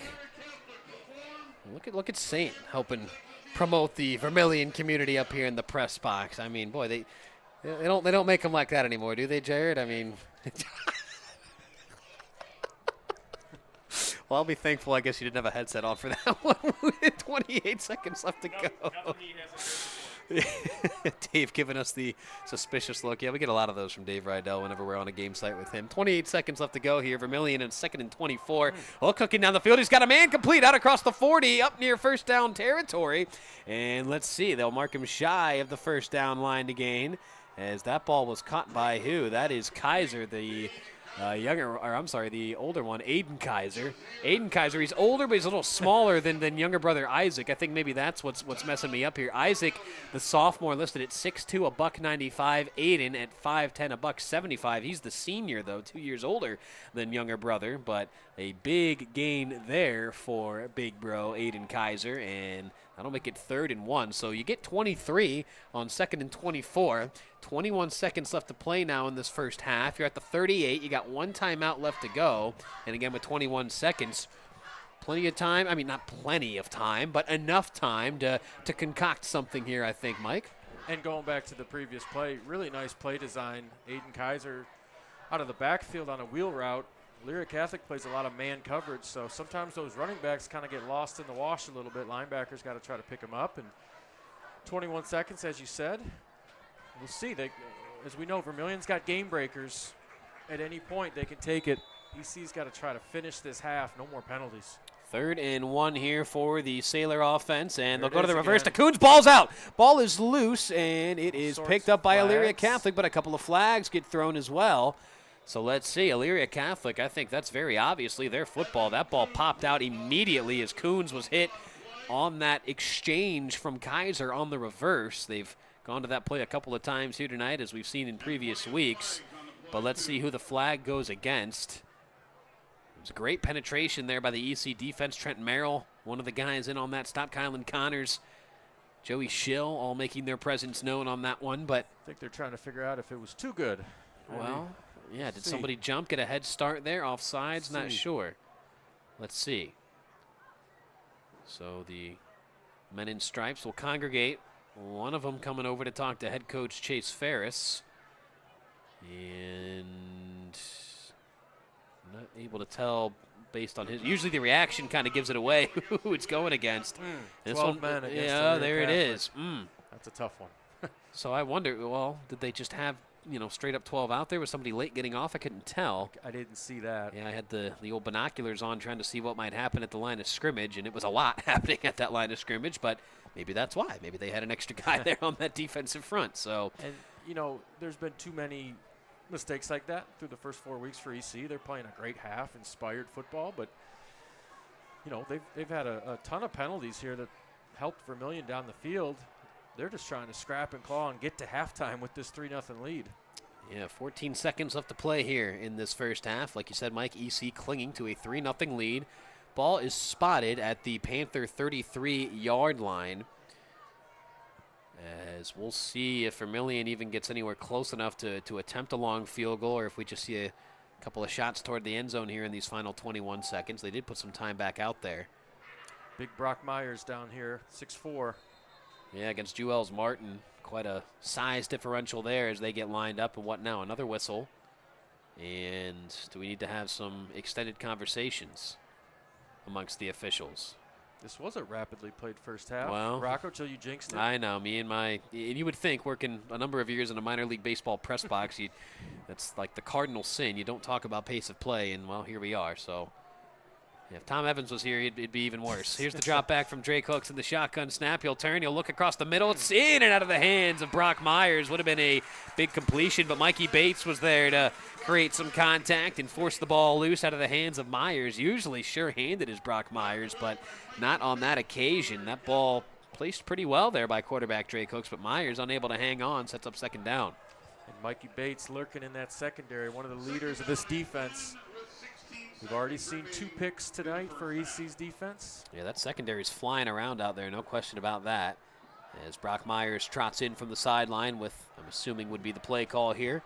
We're down to, 16 seconds left to play here in this first half as the Sailors break the huddle. 2 wide receivers set here. 1 tight end and a tailback out there. That's Kaiser. Hooks awaiting the shotgun snap. Coons in motion. They'll fake it to him. Hooks looking under some pressure, trying to avoid it, and he can't. He gets thrown down in the backfield. It's another sack. Look at this EC defense, Mike, flying around. Mikey Bates, who else? Trent Merrill. It's Trent Merrill. The 9 was kind of crunched up into a 0. Trent Merrill in on the stop. He's made his presence known and felt throughout this first half of play, and I think Vermilion will burn their final timeout. Yes, they will, with 9 seconds left to go, and they're looking at a 3rd and very, very very long. 3rd and 15 plus it'll be. Ball spotted back at the Elyria Catholic 43-yard line. So 3rd and 20 they'll call it.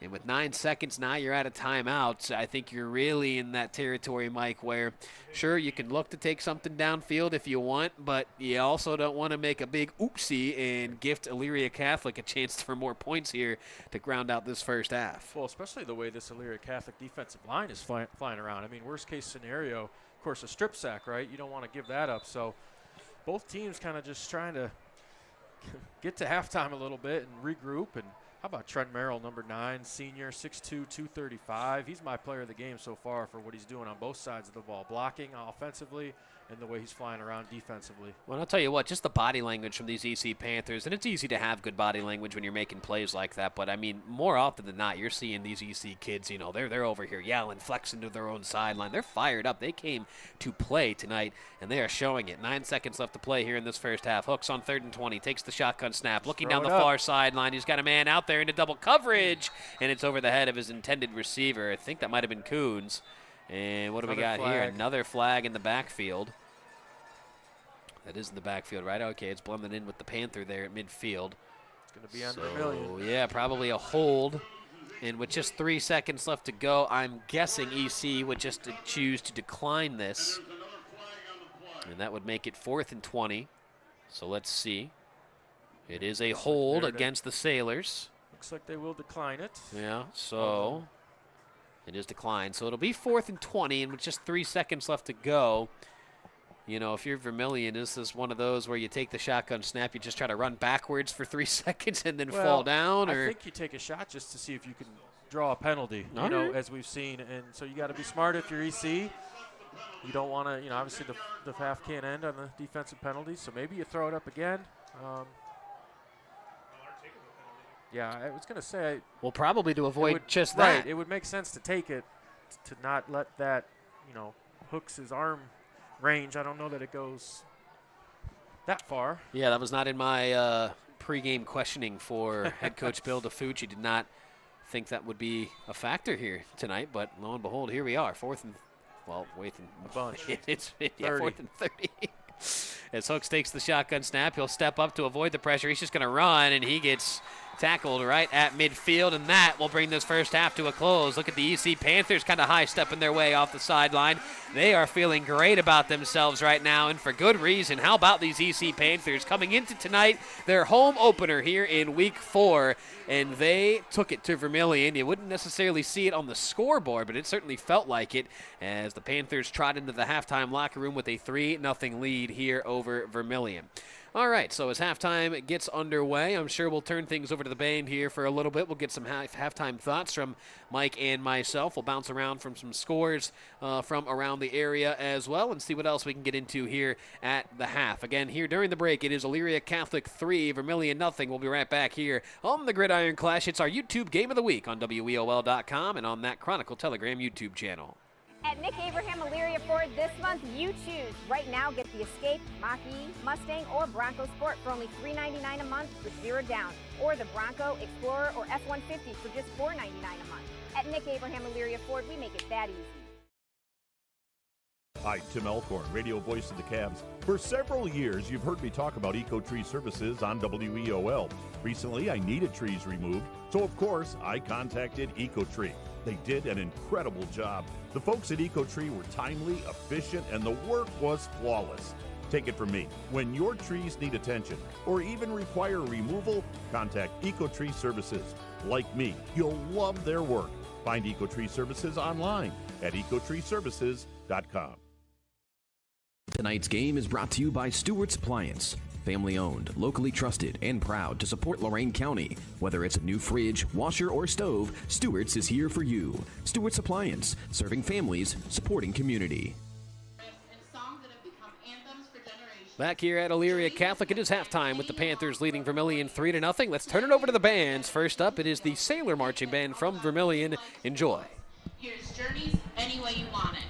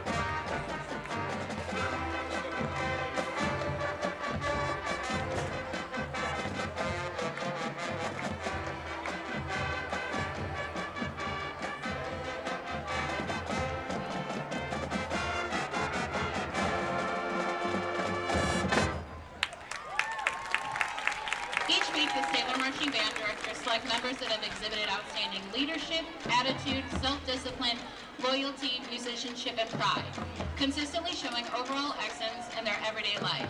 The recipients of this honor will receive a gold plume to wear for tonight's game. Tonight we are awarding 5 band members with this honor. This week's gold plume recipients are Jared Fall, Tyler Malinowski, Jacqueline Scarvelli, Trent Johnson, and Mackenzie Seagray. Up next, it's time to head down south for one of the most iconic rock anthems of all time. Our next song has been bringing crowds to their feet since 1974, celebrating Southern pride with an unforgettable beat and a chorus everyone knows by heart. Please enjoy Lynyrd Skynyrd's legendary classic, Sweet Home Alabama.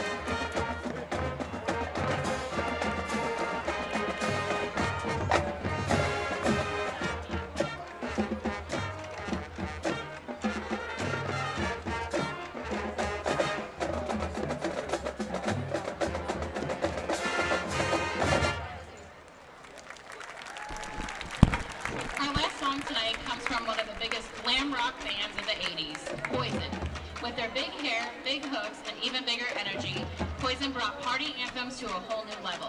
So put your hands together and join the celebration as we rock the field with Poison's iconic hit, Here's Nothing But a Good Time.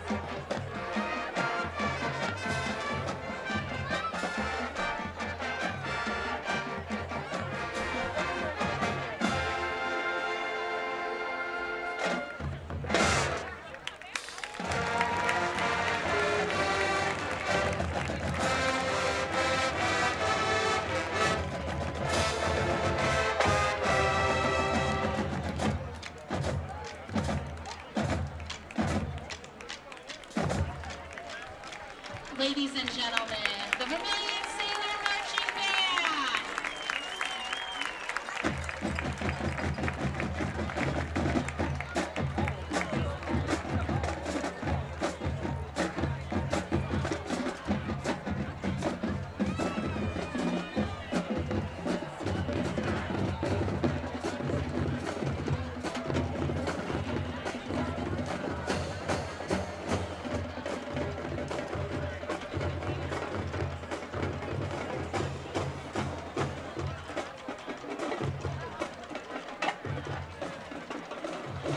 Ladies and gentlemen, boys and girls, tonight we invite you on a whimsical journey through the music of Disney's most iconic and beloved classics.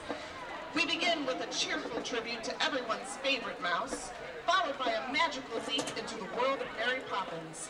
And to close our magical parade of melodies, we bring you the joyful and heartwarming classic, Zippity Doo Dah, a song that reminds us all that every day can be a wonderful day, especially when it's filled with music.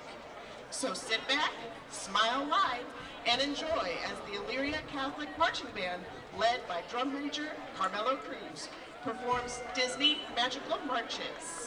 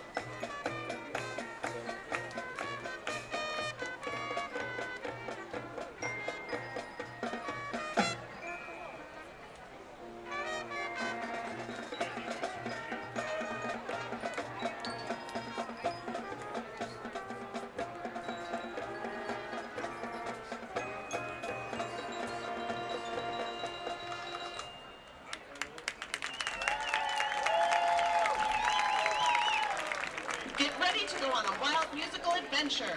Look out for elephants, coconuts, and the ever-present warning, watch out for that tree. We are proud to present this halftime's high-flying, vine-swinging number featuring the color guard.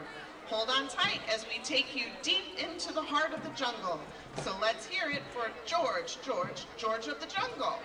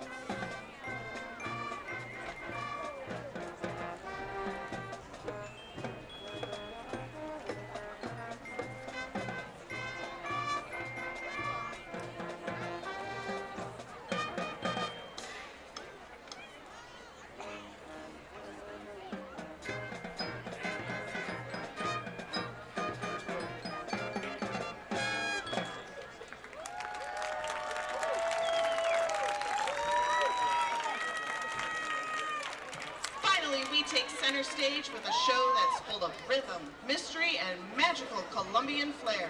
Get ready as the Elyria Catholic Marching Band with some soloists bring the world of Disney's Encanto to life with the hit song that had everyone talking, or not talking.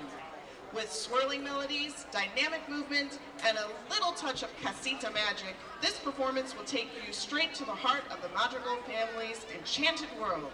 So hold on to your umbrellas and beware the rats on the walls, because when we start to play, Bruno's secrets won't stay hidden for long. That's right, it's time for We Don't Talk About Bruno.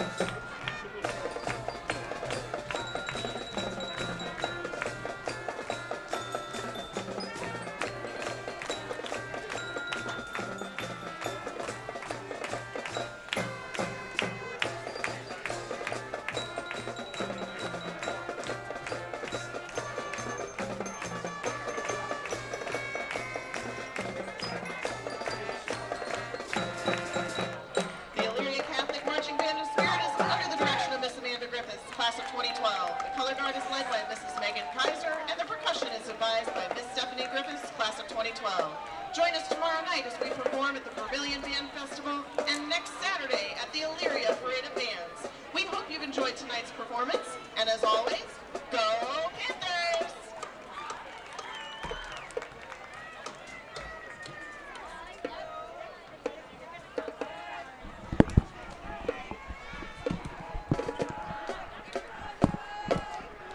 At Nick Abraham Elyria Ford this month, you choose. Right now, get the Escape, Mach-E, Mustang, or Bronco Sport for only $399 a month with 0 down, or the Bronco, Explorer, or F-150 for just $499 a month. At Nick Abraham Elyria Ford, we make it that easy.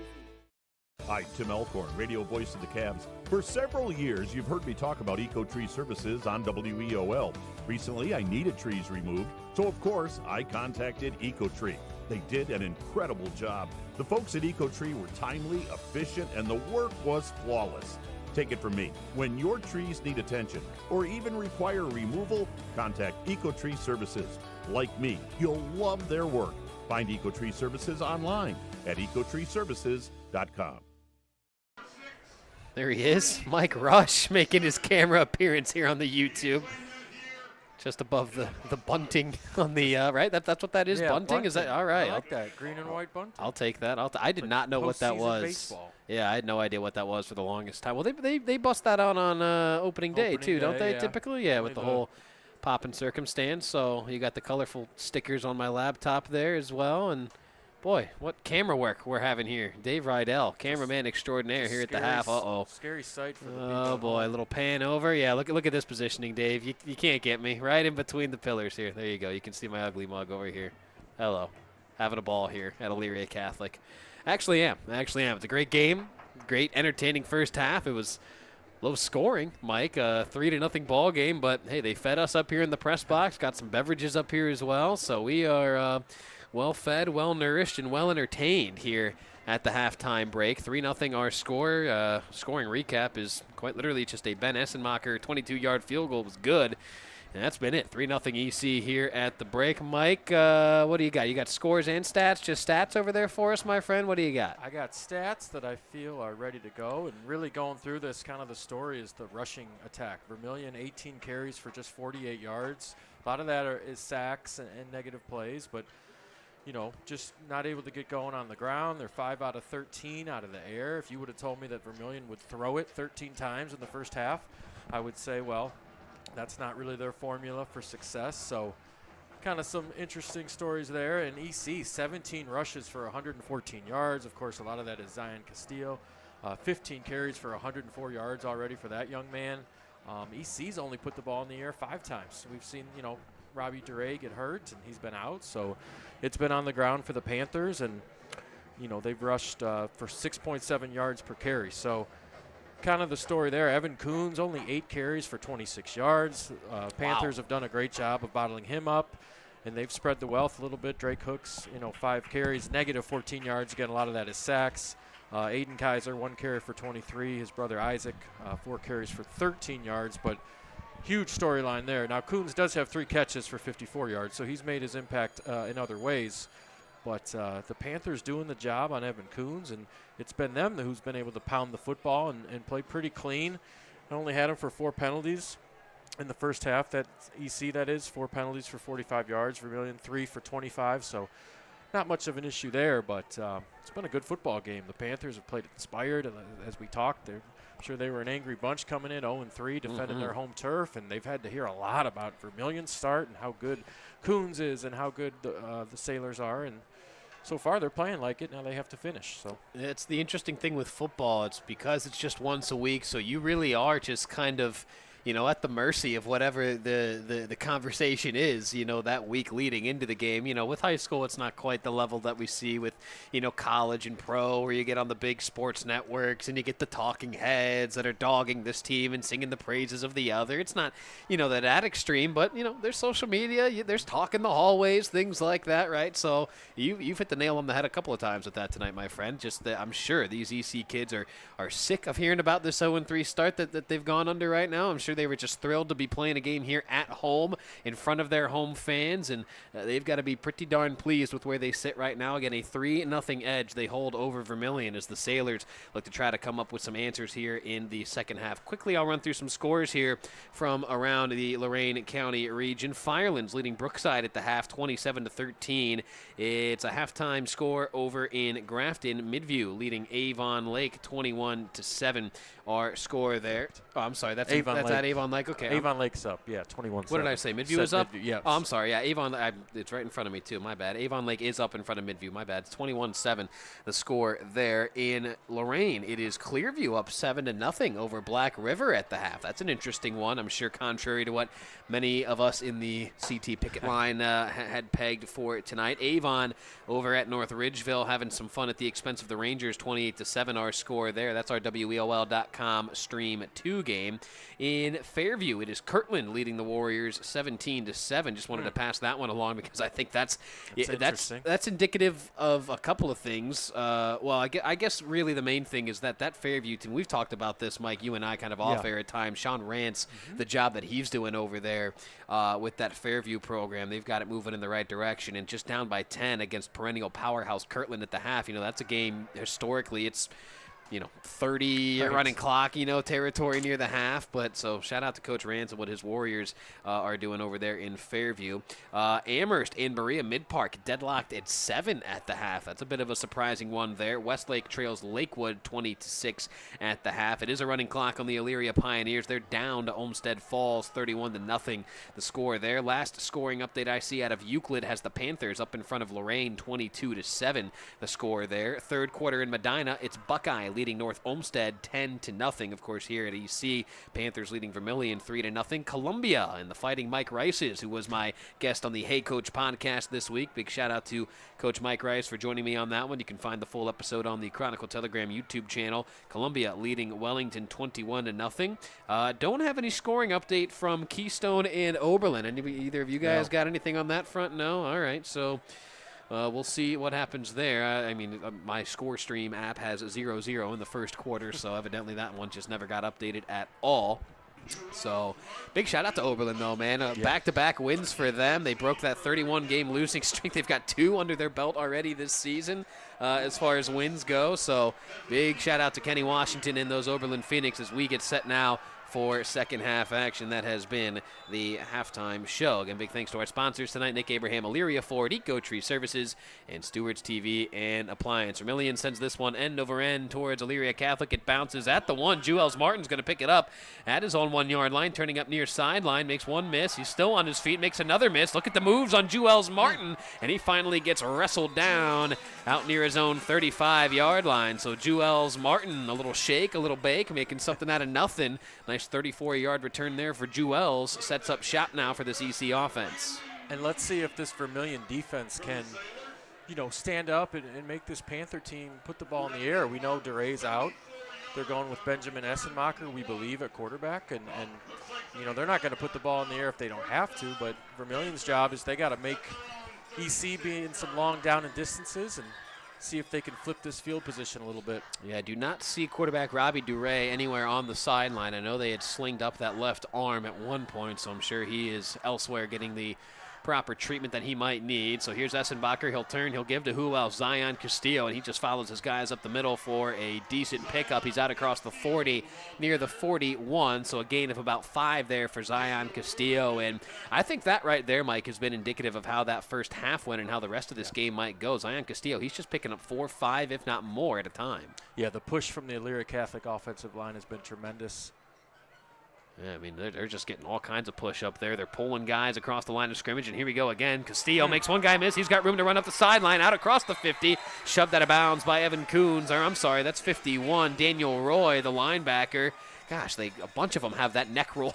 Just kind of have that same build. Yeah, no kidding. Vermilion defense sporting the old school linebacker style, but it is Elyria Catholic having some fun on that one. They get another first down courtesy of Zion Castillo, now into Sailor territory out across the 50 to the 46 of Vermilion, another first down. And again, if you're watching at home, keep an eye on the tight end, number 9, Trent Merrill. Well, oftentimes the ball goes where he goes.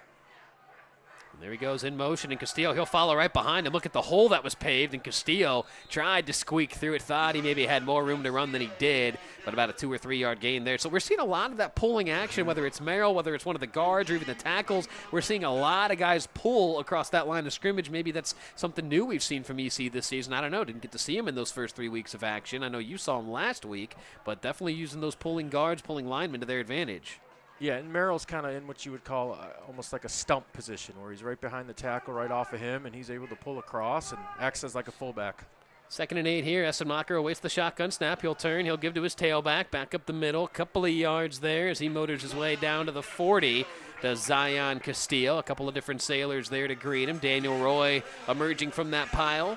For the guys in white, Evan Coons in on the stop as well. And we got another Panther a little slow to get up. That's another one of those big offensive linemen. They've had a couple of injuries on that offensive front here tonight. And that is... what is that, 65? I saw the 5 there on the... I think you may be right. Is that 65, which well, would... maybe not. Well, maybe it's 55. It's 55. Maybe it's Cannon Regis. So that's Regis, the senior, number 55, who is a little slow to get up. Head coach Chase Ferris makes his way out there to talk to him. So while they tend to Regis, we'll step aside, take a quick timeout with 10:19 left to play in this third quarter here at Elyria Catholic. It is the Panthers 3, Vermilion nothing with EC driving. We'll be right back.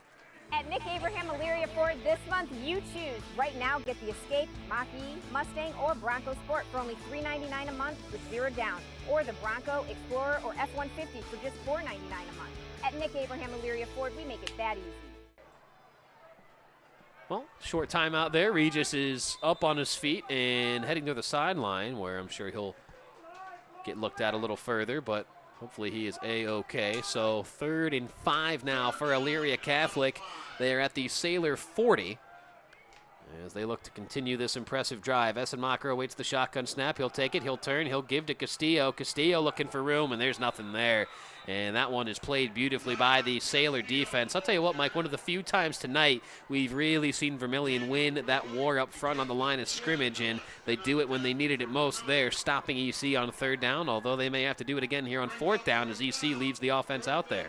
And it's the first time they got, one of the few times they got EC in a 5 or longer, so they had a little more wiggle room to work with, and sets up this key 4th down. You got to watch the ball. It looks like they're pressed up in man coverage. They'll bring some guys into that defensive box. Essenmacher, awaiting the shotgun snap. Nearly got somebody on that Sailor line to jump. Now a flag does come out. Let's see. False start. Yeah, false start will go against EC. So I think that's one of those where if you're the EC offense, you think maybe you have Vermilion offsides. You try to quickly point and say, hey, look, he's offside. You know, you move when the guy's in the neutral zone and see if you can draw that offsides penalty. But instead, it's a false start that'll go against EC. They may not have went for that anyway. They may have been playing the hard count game regardless. But now the decision is an easier one for head coach Chase Ferris. He'll punt this one away. You got to keep an eye out for Micah Smith in the back end trying to return this punt. We'll see if EC gives him an opportunity. Yep, him and Evan Coons await this punt. I think it's Merrill that's been doing the punting tonight for EC. No, I'm sorry, that's Connor Lattee. Connor Lattee punts this one away, bounces inside the 20, heading toward the end zone. Schill trying to get there. Wow. This time he does get there, says the official. And what a play there by Joey Schill. Redemption from earlier, Mike. He had a carbon copy of that earlier in this contest, and this time he saves it from going into the end zone. So Vermilion's going to have to start this drive inside their own 5 at their own 3. And Smith had a chance on the bounce there to field it. It could have been a risky move if you do try to field it, but what happens is Schill's able to get down there and make a great effort play. Great effort play that'll stand up on film, and EC flips the field for this. Sailors have a long field to go. Yeah, that is a huge play there for Elyria Catholic as far as special teams goes, as they've pretty much won tonight's game in every facet, defensively, offensively. We see it on special teams there as well. 97 yards of turf now in front of this Sailor offense. Drake Hooks under center. He'll turn. He'll give to his tailback. That is Kaiser as he gets his way up near the 10-yard line. That was Isaac Kaiser, the sophomore, taking that one. Picks up 6 or 7 yards there maybe. And so a decent pickup on 1st down just to give his offense a little bit of breathing room. Backs no longer right against the end zone, although still got to be a little careful if you're Vermilion offensively. We have seen Drake Hooks throw 2 picks already tonight. And we'll see what adjustments Vermilion's offense makes schematically, but maybe it's just an attitude adjustment, right? Maybe you're just challenging the boys in there at halftime to fire out, and we don't need to change anything, but we need to do it better. Hooks in the pistol set, awaits it, he gets it, he turns, he gives to Evan Coons. Coons looking for some wiggle room, and there is nothing there again. And look at this defensive front for Elyria Catholic. Those Panthers are in there wreaking some havoc as a couple of different guys making their presence felt on that play. Kylan Connors there. A couple of different guys in there as well. Unak in on that stop as well. So 3rd and 3 now for the Sailor offense. Ball at their own 10-yard line. Just over 8 minutes left to play here in this third quarter as Vermilion trots a couple of new guys onto the field. I'd like to see Micah Smith maybe get involved in the perimeter run game, Rocco. He's got so much speed. So many of these backs trying to run in between the tackles. Maybe they can spread out this defense. They'll turn. They'll give to Kaiser. Kaiser looking for some room. He is out near that 15-yard line. So Kaiser and a half to have it 3rd down gets it. Isaac Kaiser picks up 5 on 3rd and 3. Out across the 15, maybe marked right at the 15. So a new set of downs here for the Sailor offense. That's a nice patient run there by Isaac Kaiser. If he just takes that one full speed, he runs right into an EC defender, but he makes a nice cut up field, planting that left foot into the turf, and a nice physical run there for Kaiser, earning his team a 1st down. So it is 1st and 10 now for Vermilion. Ball at their own 15-yard line. Hooks in the pistol. Awaiting it. He'll turn. He'll give. And this one's going nowhere. Ball carrier stood up right at the line of scrimmage as Coons had nowhere to go. Castillo, one of those in there on the stop. Amari Lind, the big senior defensive tackle, came into tonight with 11 tackles, but I think he'd certainly have more than that the way he's playing tonight. My goodness. And very impressed, again, by this Elyria Catholic defense. The discipline, the staying home, the rallying to the football, the pursuit. They've been very impressive. Yeah, lots of big bodies up front. 57 as well. Weston Williams, certainly, if nothing else, taking up a lot of space on that defensive front for EC. Trent Merrill, Amari Lind, Kylan Connors in there as well. So you got a nice blend of size, speed, physicality, really everything in that front 4. They load the box defensively, does EC. Instead, it's Hooks who turns and gives to Coons, and he gets tripped up right on that line of scrimmage. So, boy, just not the type of running night that we are accustomed to seeing from Evan Coons, Mike. I mean, my gosh, I'll reference it again. We were there for the Firelands game 2 weeks ago where he had over 400 yards. It didn't seem like anybody in the house could tackle him that night. Dave, you were there as well, and just not the case here tonight. This EC defense, I'll tell you what, they have taken this challenge of stopping him personally, it seems. And I thought that was the #1 question coming into the game, and now the question is, again, can these Sailors make enough plays in these spots, in these 3rd and longs through the air when they need to? 3rd and 8, it's a snap to Hooks. Hooks looking to throw, and there's just nothing there. He was looking for his guy on an out route. That was number 14, Chase Jackson, the intended receiver, and that one falls incomplete. So, boy, just kind of a disjointed offensive drive there for Vermilion. They do pick up the 1 first down to, give their punter, which is also Drake Hooks, a little bit of more room here, but boy, just nothing going there for Vermilion offensively. This EC defense has come to play here tonight. My goodness. And kind of an awkward-looking play on 3rd down, a sprint out, as Hooks will punt it away. As Martin is back deep to receive along with Mikey Bates, and this one takes a friendly Vermilion bounce out across midfield, across the 45, near the 40, down to just shy of that at the EC 41-yard line. So I think Hooks does well on that punt, trying to flip the field the best he can. I mean, he punted that one away from within his own 10-yard line, so he puts Elyria Catholic back into their own territory, but EC with a 3-0 lead, 5:55 left to play here in this third quarter. We'll keep it right here. Make sure you guys tune in tomorrow morning for the Nick Abraham Saturday Sports Wrap-Up Show. Jared Kozar and myself will be live at the esteemed Chronicle Telegram studios, where we will chat amongst our victorious head coaches here tonight, go through some scores from across the area as well, maybe talk some Guardians baseball. We'll see how they fare tonight against the White Sox, if I'm not mistaken. Up 2-0. Thank you, Jared. Buckeyes in action tomorrow? They are. Oh, it is OU. That's right, the Bobcats. Yes, my favorite MAC school. Just kidding. Love my Akron Zips. First and 10 here for, I know, Mr. Kent State over there. First and 10 here for EC at their own 41-yard line. Castillo takes the handoff, and he gets met immediately in the backfield as Evan Coons. He's fired up after that one. You can tell he's just trying to spark something right now for this Sailor defense, and the offense needs it too, but certainly the defense could serve well to get going. A loss of 3 there as Castillo was wrestled down in the backfield. Yeah, Vermilion defensively does a nice job. They string that out. They don't let Castillo get head of steam. And, they need a play to get them going. They've kind of been just dormant over there. They're used to playing good football. They're in a dogfight here, and they need a good play to excite them and their fan base, this huge fan base that's made it over here. Look at this. My gosh, 8 guys they throw in the box to Vermilion, and now Chase Ferris will call a timeout for Elyria Catholic. So with 5:15 left in this third quarter, we'll take a timeout ourselves. Our score, Elyria Catholic 3, Vermilion nothing, here on the WEOL.com YouTube Game of the Week, streaming live on the CT YouTube channel as well. Hi, Tim Elkhorn, radio voice of the Cavs. For several years, you've heard me talk about EcoTree services on WEOL. Recently, I needed trees removed, so of course, I contacted EcoTree. They did an incredible job. The folks at EcoTree were timely, efficient, and the work was flawless. Take it from me. When your trees need attention or even require removal, contact EcoTree Services. Like me, you'll love their work. Find EcoTree Services online at ecotreeservices.com. Tonight's game is brought to you by Stewart's Appliance. Family owned, locally trusted, and proud to support Lorain County. Whether it's a new fridge, washer, or stove, Stewart's is here for you. Stewart's Appliance, serving families, supporting community. So how about cameraman extraordinaire Dave Rydell? Look at the shot on the lights here. Good camera work there, Dave Rydell. His nephew is in the band at OU, so I guess I'll reserve judgment on those Bobcats. It'll be Little Rydell, or I don't know his last name, but the nephew of Dave over here will be in the band for that OU. Didn't sound right. For OU. Little boy Rydell. Oh, why do I even try sometimes? 2nd and 13 here for Elyria Catholic. Ball at their own 38-yard line.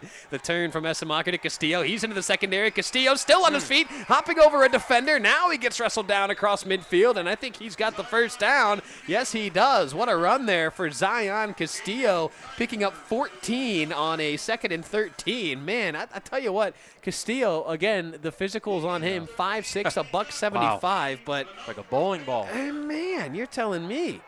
Hard to bring down. Keeps churning his legs, an inspired 13-yard run for the first down. I mean, this is what we expected to see from the Vermilion rushing attack, and it's EC right now, just having all the fun running up and down the field without their starting quarterback, mind you. And those are energy plays. Those energize everybody, those types of runs. Esamaker awaits the shotgun snap. He'll take it. He'll turn. He'll give it to Castillo. Look at him throwing a stiff arm, breaking tackles out across the 40, and Coons finally wrestles him down out of bounds. So, I mean, Mike, that's not just anybody that he's shrugging off right now. That's Evan Coons that he's discarding, Zion Castillo. So, again, we talk about these kids. They hear the conversation. They're on social media. They're in those hallway talks. I think there's some EC kids out there taking what they might have heard this week personally and really taking out some aggression right now against the Sailor front that knows the run is coming. Absolutely. Esamaker in the shotgun, 4 wide receiver set. He'll turn. He'll give to Mikey Bates. Mikey Bates up the middle across the 20, 15, 10. No one will touch him. Touchdown, Elyria Catholic. Mikey Bates, 48 yards to the end zone. He was barely touched, ran right up the gut of that Sailor defense. And how about these EC Panthers? They lead 9-0 with 4:29 left to go here in this third quarter, just running all over the Sailor defense. And kind of a change of pace there with Mikey Bates, kind of a thunder and lightning situation with Castillo. It's funny to say he's 5'6", 175, kind of being the thunder, but he is. And then you bring in Bates with fresh legs, and he's able to get through to the second level for a huge touchdown. So Esamaker on for the extra point, and a whistle will bring things to a halt here temporarily, as maybe an equipment issue here for Zion Castillo. So Juelz Martin will trot out there instead. As again, Esamaker in for the injured Robbie DeRay. I know Esamaker does the kicking anyway, but as far as quarterbacking the offense goes, he's done well. I know he's just had to hand it off more often than not, but he's on for the extra point here. It is up, and it is good. So our score with 4:29 left to play here in the third. It is the EC Panthers here at home leading Vermilion 10-0. We'll be right back. It's our Chronicle Telegram YouTube Game of the Week. Mike, they can find us elsewhere online where? WEOL.com. At Nick Abraham Elyria Ford this month, you choose. Right now, get the Escape, Mach-E, Mustang, or Bronco Sport for only $399 a month with 0 down. Or the Bronco, Explorer, or F-150 for just $499 a month. At Nick Abraham Elyria Ford, we make it that easy. High school football in Lorain County is all about tradition, pride, and community, and that's what Stewart's Appliance is built on. For generations, Stewart's has been the family-owned appliance store you can count on for quality products and personal service. From refrigerators to washers, ovens to dishwashers, Stewart's has what you need to keep your home running. Proud to support Lorain County and proud to support high school sports. Stewart's Appliance, where community comes first. Back here at Elyria Catholic, Panthers holding a 10-0 edge over Vermilion. You see the state football championship banner there. Great shot there, Dave Rydell. Maybe not in the cards for the EC football team this season, but what may be in the cards for them tonight is their first victory of 2025. They lead Vermilion 10-0 with 4.5 minutes left to go here in this third quarter. Kickoff is blown dead as it lands into the arms of Micah Smith, and that'll be offsides against the kicking team. So somebody had a little bit of a head start there for EC. And Rocco, I don't want to get ahead of myself. There's a long game to go here, but 2-score lead, and could this be a signature win for Chase Ferris? It's been a tough start to the season. It's been a tough couple of years. There's been change on the coaching staff, and there's been turnover, and there's been certainly more losses than wins, but you need a win like this maybe to really kickstart your program and your culture, albeit in the third year, and we'll see if they can finish, but it certainly looks like it could be here tonight. Well, you just look at the defense. I mean, they give up 55, 28, and then 41, and you're holding Vermilion, a pretty high-scoring offense here through the first couple of weeks, to 0.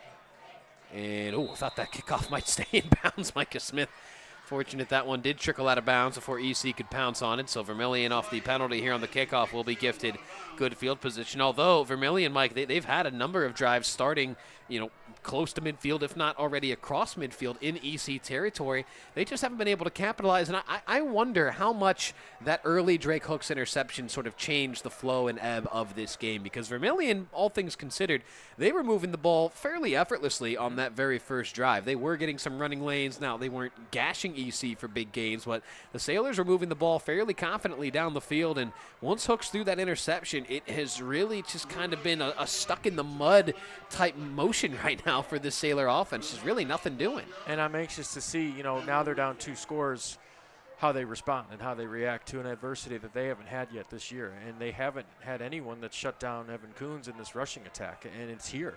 And so now it's Coach DeFucci talks a lot about their depth of playmakers, and it's here. And so they got to make plays. Obviously they can still run the ball, obviously, in the third quarter, but they need to make plays in the passing game, and Hooks needs to be accurate. Receivers need to make plays, and we'll see how they answer here. Well, and one thing you said, I mean, there just really hasn't been that big, momentum-shifting play for Vermilion. They've had a couple of big runs, a couple of big offensive, splash plays, but, no turnovers defensively, and just haven't had enough of those big plays to really sustain things. So here's the kickoff once again. It'll be Kaiser. He's out across the 45, 40, now across midfield, out across the Sailor 45. Ball pops out. EC thinks they have it. Let's see. EC screaming that they have it. Everybody in green pointing their way, and they do. EC gets the turnover. Wow. Boy, huge mistake there for Vermilion, as that was Aiden Kaiser, the senior. Boy, rare, costly mistake there for Aiden Kaiser, as he got popped a couple of times on that kickoff return up the near sideline. Ball squirted free near that 45-yard line. I didn't see who pounced on him for EC, as there was a mad dash to try to recover that loose pigskin, but nonetheless, a turnover nets EC the possession once again, and right now these Panther fans are they're loving what they're seeing from their guys right now. Well, and Rocco, momentum's a funny thing, and the game rewards you when you play hard and you play spirited, and right now the game is rewarding EC with their how they're playing, with their passion. So here we go, Essenmacher. I mean, no surprise here, right? Yeah, he'll just turn. He'll give to Zion Castillo, and look at this, up the far sideline, looking to turn that corner. He can't quite do it, though. Didn't have the foot speed to turn it, and he gets wrestled down right near that line of scrimmage by a couple of different Sailors, helping bring down Castillo. Kaiser, who had just coughed up that football, he was one of the guys to help greet him. And so it'll be 2nd and long now, 2nd and 9 they'll call it, ball at their own 45-yard line. And it's hard to fault Kaiser. Obviously, you're the one that fumbled, but, I mean, you're fighting for yards. You're doing everything you can to make a play for your team, and sometimes you got to give credit to EC for getting that football on the ground, and they pounced on it. So a trips look here now for Elyria Catholic on the bottom side of your screen. One wide receiver up top. They'll turn, they'll give to Castillo. Castillo up the middle. He's got first down yardage and more, diving across that Vermilion 45-yard line. He needed the 44, so that'll be another first down as Zion Castillo picks up about 10 on that carry. And boy, I mean, it's just too easy right now, whether it's just a straight zone run scheme, whether they're pulling guys and more of a power look. It doesn't matter. EC just getting whatever they want right now on the ground. And again, I'll say at Vermilion, they know what's coming, right? Essenmacher's only thrown it once, maybe twice here so far since coming in for DeRay, and they're just helpless right now to try to stop Zion Castillo. Oh, that'll be a false start at the top side. Yep, that is number 6, Corey Armelin. He did the thing that you maybe hate most over there, Coach, right? Yeah, kind of being an old receiver coach. Receivers are supposed to go when the ball moves and not pay attention to the snap count. And let's see if that, impacts EC. 1st and 15 now, a little bit different, a little bit longer field. Let's see, it's a little bit harder to stick with that run game. But, again, when you're getting chunks of 10 yards with Castillo, you can make that up pretty quick. Saint delivering a Walsh Jesuit St. Ignatius score here at EC. That was funny, 24-0 Walsh in front of Iggy. As Castillo gets it here on 1st and 15, trying to get some of that penalty yardage back. He got 4 of those 5 back as the Panthers are back into Sailor territory here. Castillo wrestled down near that 46-yard line as Cole Reaney was one of the first for Vermilion to greet him. Reaney in for the injured Sean Brownell on offense. It's Daniel Roy taking Brownell's spot on defense. Maybe they're missing Sean Brownell more than we may have been led to believe here tonight. Who knows? Another 4 wide receiver set here for EC. We've seen it's been this formation most of the time. 2 wide receivers on either side of the quarterback with 1 tailback next to their QB, which is still Essenmacher in for the injured Robbie DeRay. Went out in that first half. Castillo takes it here, and he gets met in the backfield quickly. Like flag comes out. So Daniel Roy, he was in on that stop initially. I think you're going to get a face mask, but looks like they're calling a hold. Yeah, I had the binoculars on for that one, believe it or not, and I didn't think Roy got any face mask there, and he didn't. Says the officials anyway. Maybe Mike, you saw something that they didn't down there, but a hold against EC nonetheless. So back the Panthers up into their own territory once again. So this drive quickly turning a bit ugly for the guys in green, but again, they still hold a 10-0 lead, does EC, with 2:13 left to go in this third quarter. And again, EC's been okay with penalties tonight, but certainly that one could be tough to overcome. We'll see. A couple here now on this drive. Snap goes to Essenmacher. It turns. He gives to Castillo. Nothing doing there. Castillo met immediately right near that line of scrimmage. A couple of different Sailors in there on the stop. Roy, one of those to greet him. Also Chad Ellis, the big defensive tackle. Chad Ellis, a staple of this Sailor defense, the senior, number 56. What a career it's been for Chad Ellis, the captain, 5'10", 210-pound senior. So 3rd and 20, they'll call it for EC. Ball at their own 44-yard line. Trips to the top side of your screen.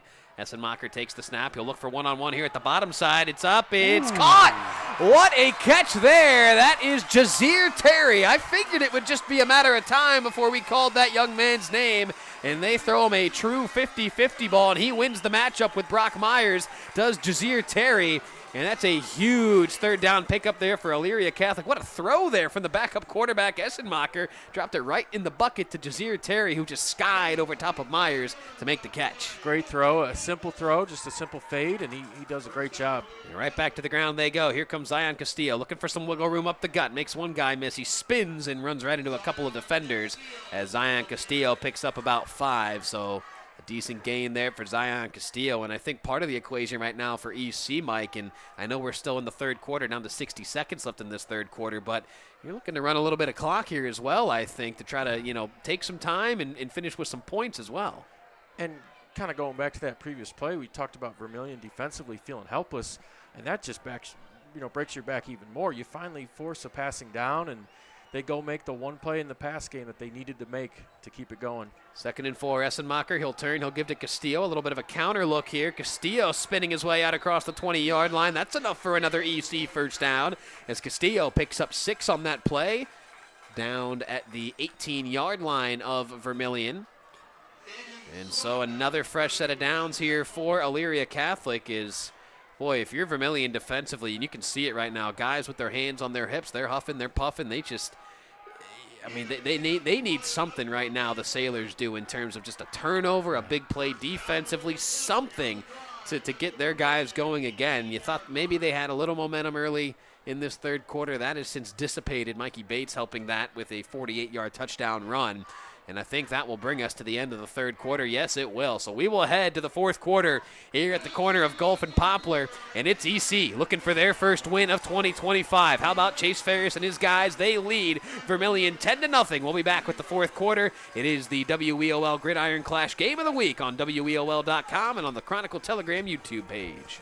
At Nick Abraham Elyria Ford this month, you choose. Right now, get the Escape, Mach-E, Mustang, or Bronco Sport for only $399 a month with 0 down, or the Bronco, Explorer, or F-150 for just $499 a month. At Nick Abraham Elyria Ford, we make it that easy. Hi, Tim Elkhorn, Cavs radio voice. Recently, we had some trees removed. So again, singing the praises of EcoTree Services. In a few hours, EcoTree had removed the unsightly trees, cleaned the debris, and opened the area for a new fence. I can't say enough good things about the people at EcoTree. I've used them several times, always thrilled with their work. If you have trees that require pruning or need to be removed, contact EcoTree, a local business that deserves your business. They've earned mine. Go to ecotreeservices.com. Tonight's game is brought to you by Stewart's Appliance. Family owned, locally trusted, and proud to support Lorain County. Whether it's a new fridge, washer, or stove, Stewart's is here for you. Stewart's Appliance, serving families, supporting community. Back here at EC, fresh set of downs here for the Panthers. Mike, you just gave me the numbers on Zion Castillo. What are they? 29 carries for 174. Man, oh man. What a night for Zion Castillo in that offensive front for EC. So here we go, 1st and 10 for EC. Essenmacher takes the shotgun snap. He'll turn, he'll give to Castillo. He gets tripped up in the backfield and lunges forward for a couple of yards. Drake Hooks, the quarterback and also linebacker for Vermilion, helping make that stop. And Castillo got maybe 1. So 2nd and about 9 here for EC. They're in Vermilion territory in the red zone. Ball spotted at the 17-yard line. EC leading Vermilion 10-0 at the start of this fourth quarter. Essenmacher in the shotgun again. Castillo on his left hip. Essenmacher takes the shotgun snap. It was a low snap. It goes to Castillo once again, though, looking to turn that far sideline corner. And he muscles his way up to the 15-yard line, does Castillo. So give him 2 on 2nd and 9. So that'll set up 3rd and 7 now for Elyria Catholic. And, boy, this really feels like you got to get off the field here if you're Vermilion defensively. EC may go for this, so maybe you have 2 plays to make here defensively. But, you know, you can live with 3. 6 might be the dagger, I think, if you're Vermilion right now. You're counting possessions right now if you're Vermilion. Here we go, 3rd and 7 as Essenmacher will take a look back over towards his sideline and his offensive coaching staff. They'll call in a new play. 3 wide receiver look, 1 tight end. That's Merrill. Let's see if they run right at him. Mike, you've been on top of that all night. They'll give to Castillo. Nearly gets tripped up in the backfield, breaks another tackle, gets across the 1st down marker. He's inside the 10, and he finally gets shoved out of bounds through the 5-yard line as Zion Castillo. I'll tell you what, man, he is a man on a mission here tonight with all the conversation, and I mean, we're guilty of it too, talking about Evan Coons left, right, and center in our pregame show, and Zion Castillo is the one taking it right now to this Vermilion defense. 1st and goal now for EC, ball spotted at the 4-yard line. And Hooks, the quarterback, had a chance to make a play in the backfield defensively there, and he whiffed. They just can't bring him down. This time they do, as Castillo takes the carry again. He's met right at that line of scrimmage by a couple of white jerseys. So finally Vermilion able to get a little bit of penetration there. I think Hooks was one of those initially in on the stop. So Castillo may have actually lost a yard. Yeah, he did. Moves back from the 4 to the 5. But still 2nd and goal now here for Elyria Catholic. Down to 9:50 left to play in this ball game. EC, no hurry here. Yeah, they've not huddled, so they're not allowing Vermilion to substitute. I wonder how much that's been a factor for the Sailor defense tonight, not being able to get some fresh bodies in there. I mean, you can see right now Evan Coons, he's got his hands on his hips there in the linebacker position, as he has certainly been active a lot here tonight. And there is a timeout called by, who took that, EC? Yes. It is EC. So EC takes the timeout. We'll take one too. With 9:29 left to play here in the fourth, it's Elyria Catholic 10, Vermilion nothing. We'll be back here on the Chronicle Telegram YouTube channel. And Mike, where else? WEOL.com. At Nick Abraham Elyria Ford this month, you choose. Right now, get the Escape, Mach-E, Mustang, or Bronco Sport for only $399 a month with 0 down, or the Bronco, Explorer, or F-150 for just $499 a month. At Nick Abraham Elyria Ford, we make it that easy. Tonight's game is brought to you by Stewart's Appliance. Family owned, locally trusted, and proud to support Lorain County. Whether it's a new fridge, washer, or stove, Stewart's is here for you. Stewart's Appliance, serving families, supporting community. Back here at Elyria Catholic. As you see the EC cheerleaders there on your screen, it's always a festive affair here at Elyria Catholic. Saint talking about the EC volleyball team over there, off to what, 7-1 start? I think he just said number 4. What, D4 or D3? D3. So that's, hey, pretty darn impressive there for the Lady Panthers. So best of luck the rest of the way to the Elyria Catholic volleyball team. Off to a fantastic start this fall, looking to have another nice season. So second and goal now here for Elyria Catholic. Ball spotted at the Sailor 5-yard line. It's Castillo on the carry. Nice patient run. Made one guy miss, and he is into the end zone. Touchdown, Elyria Catholic. Man, Zion Castillo, just when you think you have him, he slips, he wiggles, and he just continues to make you miss and look silly as a defender. Zion Castillo, a 4-yard touchdown plunge, puts EC up 16-0 with the extra point pending to make this a 3-score game. Yeah, and Rocco, we talked about it's going to be tough if Vermilion gets down 3 scores, which they might be here in a second. Castillo with a great jump cut. So elusive, so hard to bring down. Not a lot of them to see, right? 5'6", 175. He kind of sneaks up. And he's been a terror tonight for the Panthers. So here's the extra point attempt for Ben Essenmacher, who has done tremendous since coming on for quarterback duties for Robbie DeRay. Flag comes in as that kick was good, I think. It was blown dead. Right. So I think either way you're going to have to re-kick this because they never gave an official signal on whether that was good or not. So I'm assuming maybe they were just late on the whistle to try to blow that dead, although a couple of Panthers are clapping and hopping and skipping off the field, so usually indicates something positive for the guys doing that, right? But let's wait and see as we get some more explanation here for head coach Chase Ferris. And I think they're asking him whether you want to enforce this on the kickoff or what, and so that'll be it. Yeah, personal foul going against Vermilion. Wow, so maybe some frustration starting to boil over there on that Sailor sideline. They just have not had an answer tonight. So personal foul will be enforced on the kickoff. The extra point is good. And with 9:23 left to go here in this game, it is EC 17, Vermilion nothing. You're on WEOL.com and on the CT YouTube channel. Hi, Tim Elthorn, radio voice of the Cavs. For several years, you've heard me talk about Eco-Tree Services on WEOL. Recently, I needed trees removed, so of course, I contacted Eco-Tree. They did an incredible job. The folks at Eco-Tree were timely, efficient, and the work was flawless. Take it from me, when your trees need attention or even require removal, contact Eco-Tree Services. Like me, you'll love their work. Find Eco-Tree Services online at ecotreeservices.com. Back here at EC, as Elyria Catholic will kick this one off. How about this in Vermilion territory? They will kick this one off at the Vermilion 45-yard line. So I assume a touchback certainly coming here, as it is 17-0 EC. Zion Castillo, a 4-yard touchdown run, adding to his running total as Essenmacher kind of pooches this one short of the end zone. It's fielded by Micah Smith, and he is upended. A huge hit there. Jewels Martin, how about that young man? A huge hit there from Jewels. Blows Micah Smith up right at the 10-yard line, and so Elyria Catholic, man, just physically, mentally taking it to Vermilion here tonight. You have some time if you're the Sailors, but it's running out very quickly with 9:18 left to go, and you're down 3 scores. And it's been contagious for this EC football team. Everybody's getting in on the act, all 3 phases. Everybody wants to be the next one to make that play, but they're doing it in a team way. So here comes quarterback Drake Hooks. He's looking downfield. He overshoots his man Brock Myers as Hooks he is down. got some hands to it. And oh boy, yeah, we got roughing. Yeah, we got a Sailor and a Panther down. That was a big collision, Mike. I think you might have seen that better than I. Yeah, it looked like Hooks got hit, maybe a little bit late. Yeah, and that is, let's see, that's Kylan Connors, number 11 for EC, a little slow to get up. Flag did come out. So you're thinking, what, roughing the passer on that then, I would presume? It appears that way. I don't want to, I've been wrong before tonight. Well, thankfully we don't. Everybody's up, though. That's good. Hooks was a little wobbly getting up, but he got some help getting off.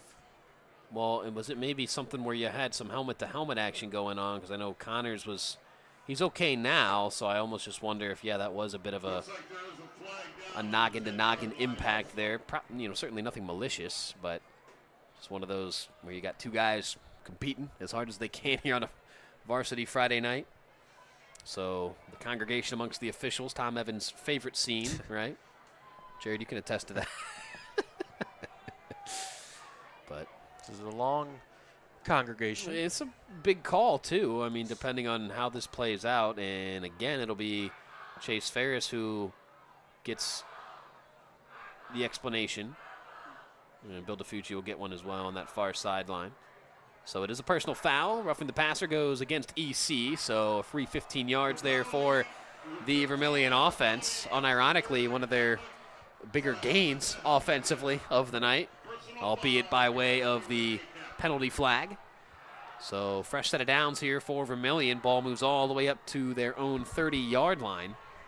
That's where they will resume this offensive possession. 9:12 left to go in this ball game. EC shutting out Vermilion right now, 17-0 our score. And if you're EC, you want to finish this game clean. Obviously a penalty there, but you don't want to help Vermilion. They're too good on their own to help them out.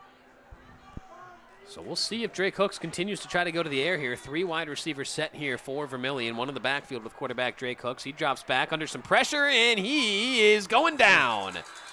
Look at that EC defensive front, man. I'll tell you what, everybody on this Panther roster has come to play tonight. Another sack there, bringing down Drake Hooks. They brought him down in the backfield a couple of times here tonight. And that Vermilion offensive front just kind of falling apart here now in the fourth quarter. And it's tough, when you take away their running game, right? Those defensive linemen can kind of pin their ears back, especially being up 3 scores now. Yep. They know the pass is coming. Here it is again with another roll. Drake Hooks trying to dance out of pressure, and down he goes again. Drake Hooks just has no time to throw back there, as this EC defensive front has been all over him. Kylan Connors in on the stop there. And so this EC defense just continuing to make plays in this ball game here tonight. They've shut down the Vermilion running game. They've certainly made it tough for quarterback Drake Hooks to find any success through the air. Not even able to get a pass off on these last 2 snaps. So here we go, 3rd and 18. Drake Hooks on the screen pass here. Sets up well, and that's going nowhere. Well, a broken tackle here. Out across the 30-yard line is the ball carrier. That's not Evan Coons. That's Isaac Kaiser on the reception there, as Kohlmeyer and others were there to greet him for EC. So now 4th and about 10 here for Vermilion. And, really no decision here. You got to go for it with less than 8 minutes left to go. Your team down 3 scores. Although, are they going to punt this? They are. Looks like it. Wow. Vermilion electing to punt this football away. I mean, look, when your quarterback Drake Hooks has no time to throw, you certainly don't want him taking some unnecessary shots. And maybe that's the thought process here for head coach Bill DiFucci, as this one is fielded by Mikey Bates at his own 40-yard line. Mikey working his way upfield, and he gets tripped up down across the 45-yard line, shy of the 50. And so that is where EC will start their next possession at their own 47-yard line. And they can really take more of a basketball term here, right, Coach, over there, but take the air out of the ball here, and a flag gets thrown at the 50-yard line. Thank you, Jared. Let's see what that would be for. That was right where Bates was brought down at, so maybe something just behind or in front of the play. So we've seen a couple of personal fouls here in this fourth quarter. Again, I think there's certainly some understandable frustration over there on that Vermilion sideline with how tonight has gone thus far. If you're EC, you don't want to pick any of these up, because those are the kinds of things that can kickstart a crazy comeback, and that is far from what they would like to do. Again, EC 0-3 coming into tonight's contest, but you wouldn't know it by the way that they're playing here tonight. So another extended conversation amongst the officials here at midfield. And they'll pick it up. All right. Yes, So that's my favorite. That's me too. Me too. I'll side with you on that. Everybody saw something, and they all of a sudden saw nothing. Well, funny how that works. So EC will eventually start this drive at their own 48-yard line. I have a feeling I know who's going to get the ball. I think Vermilion's known who's going to get the football this entire second half. They just haven't been able to do anything about it, which is just the crazy part to me. 1st and 10 here. Trips on the top side of your screen here for quarterback Ben Essenmacher. One to his bottom side. And a little play action here. Essenmacher will keep it. And, well, wouldn't you know it, Mike? They prove us wrong immediately, man. But maybe they would have been better off giving it to Castillo. Essenmacher loses a couple of yards there. Probably lost, 4, maybe 5. So 2nd and long now here for EC. Ball spotted at their own 44-yard line. And Rocco, me and you are becoming the Vermilion home team announcers. We've got them next week. That's right. As they host Sandusky. So it'll be our 3rd time seeing them in 5 weeks. Mm-hmm. That's quite okay. Should be an interesting matchup next week. Yeah, very much so. Sandusky, Vermilion, depending on how this one plays out tonight, they might be playing with a little bit of an edge next week. This ball from Essenmacher is intercepted. Yes, it is. Intercepted. That's Micah Smith. One-on-one with the receiver. He wins that jump ball battle. That was Corey Armelin that he was going up for that one with, and Micah Smith gets the best of it. So let's see, Mike, with 6:59 left to go in this contest, is that a play that can spark a very late Vermilion resurgence? I don't know if they have the time for it, but they needed a play, and there's one right there. And Rocco, so much for what I know. Zion Castillo didn't touch it. He put the ball in the air.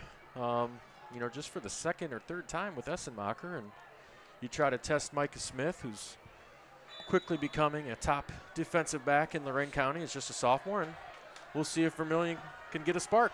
Maybe you try to go to him offensively. He's lined up in the slot.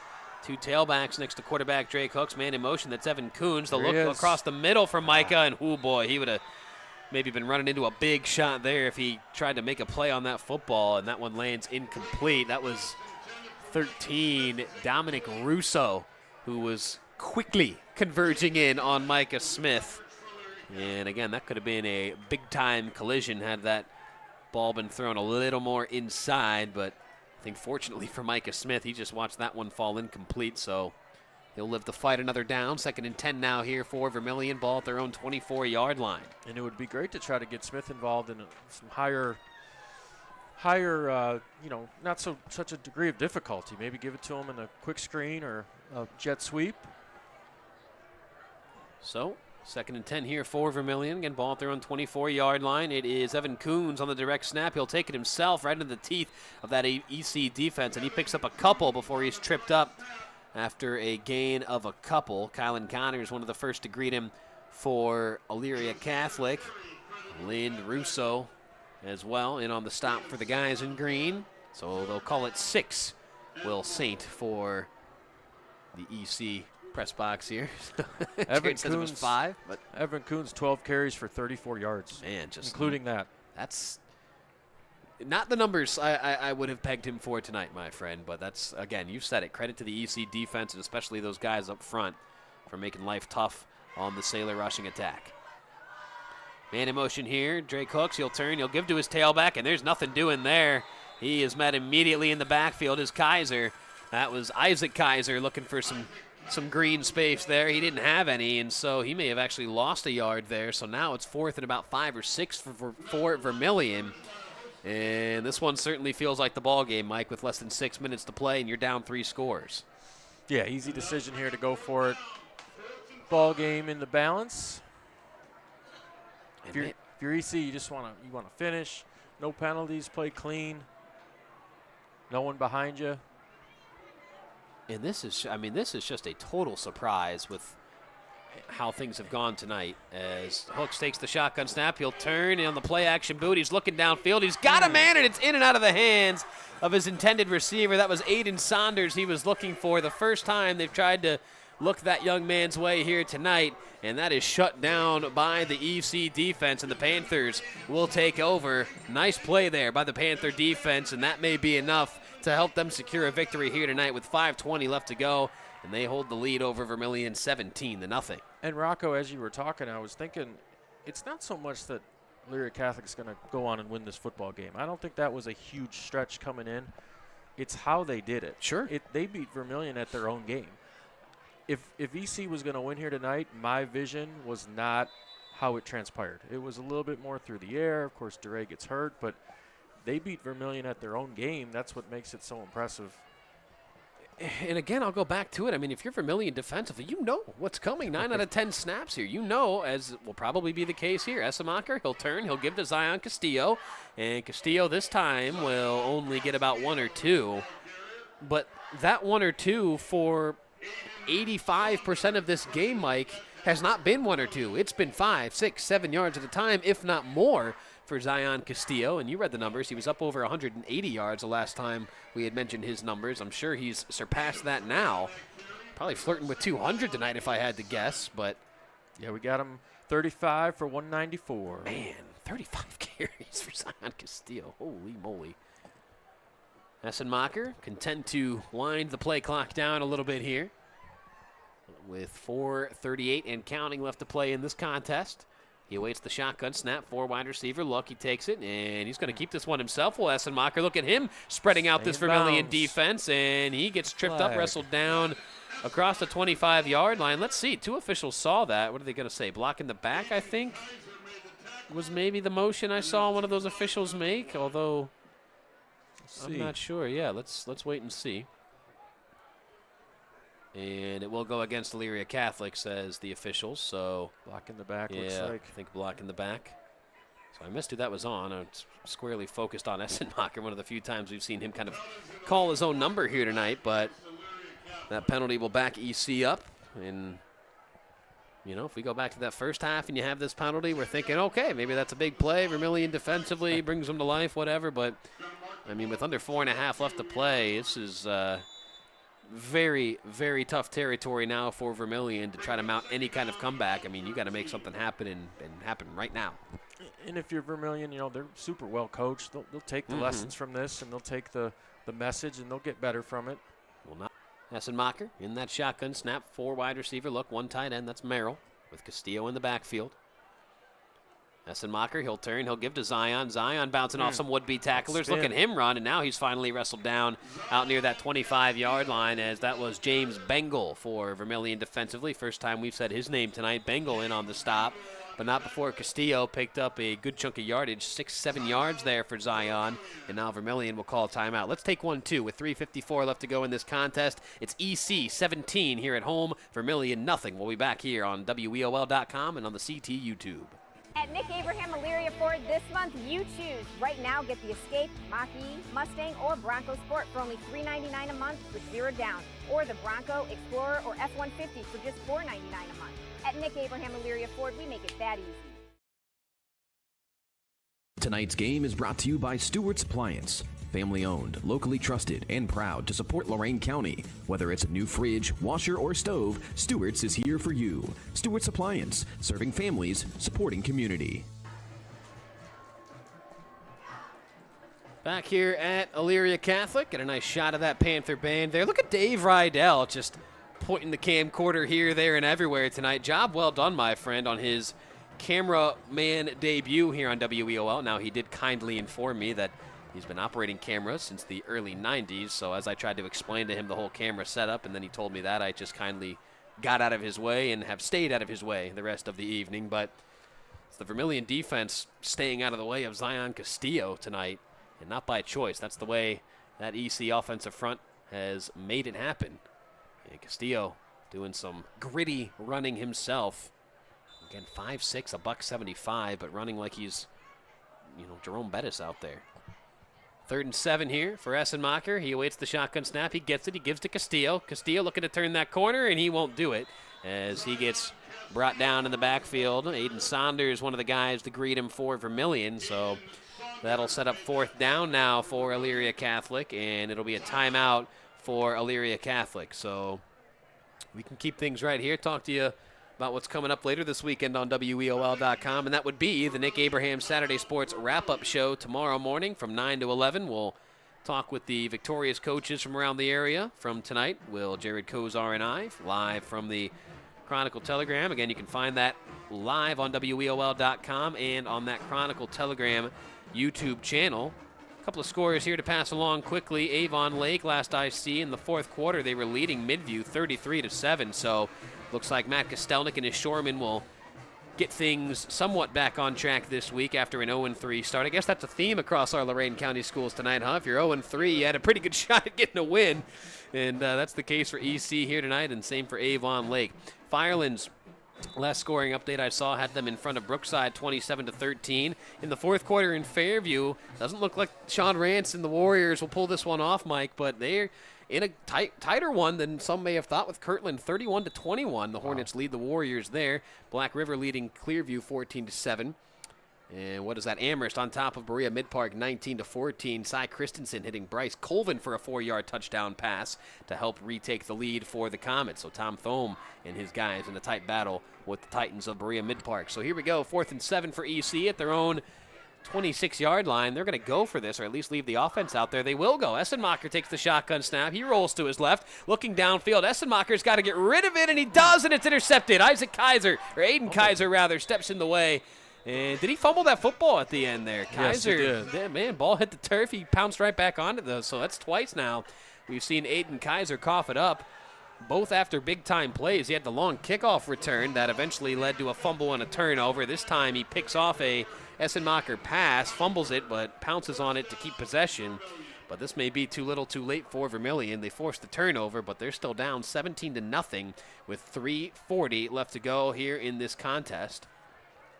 And so I just wonder, what is going through the mind of head coach Chase Ferris right now as his guys. It's been a tough season. You alluded to it earlier, Mike, just his whole tenure here at EC. I'm not trying to knock him or anybody involved with the program. They just haven't had the success that I think they envisioned initially when he took over. And again, that's not a knock. We know with high school athletes, a lot of things can happen.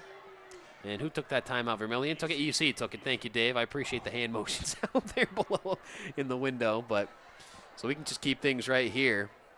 As, again, it's just a very impressive performance tonight for EC. Mike, I think you said it best. The fact that it looks like they're going to win this football game, I didn't take them in the picket line. I had Vermilion winning. But it's not a total shock to me that they are 340 away from winning. Again, I had picked Vermilion. I certainly expected the Sailors to come in and win tonight. That has not been the case and doesn't look like it will be the case. But you nailed it, my friend. It's just the way that it's happened, the domination on the line of scrimmage, the rushing attack, limiting Vermilion on that front as well. It's just a complete all-around performance tonight from EC. And if you go back to Coach Ferris and his staff, and we'll see, time will tell, but again, is this a signature win? Is this the point you can look back and Coach Ferris 2-3 years down the road will be talking to us going, man, it all started, week 4 against Vermilion in 2025. We don't know. They've got a tough league that they competed in the North Coast Conference, so every week's going to be a battle. Yeah, a lot of season, no question, as Drake Hooks looking deep down the sideline, right into double coverage, and that one lands out of bounds incomplete, as Hooks was looking for his would-be receiver. I think it was Micah Smith he was trying to link up with, as they're trying to, I think, force feed Micah Smith here a little bit down the stretch to try to get something going. May have been, better off trying to find him earlier on in this ballgame. You were saying that, Mike. And Brock Myers, the 6'4" wide receiver, he came into the game, albeit a small sample size, averaging 26 yards per catch. He's a 6'4" receiver.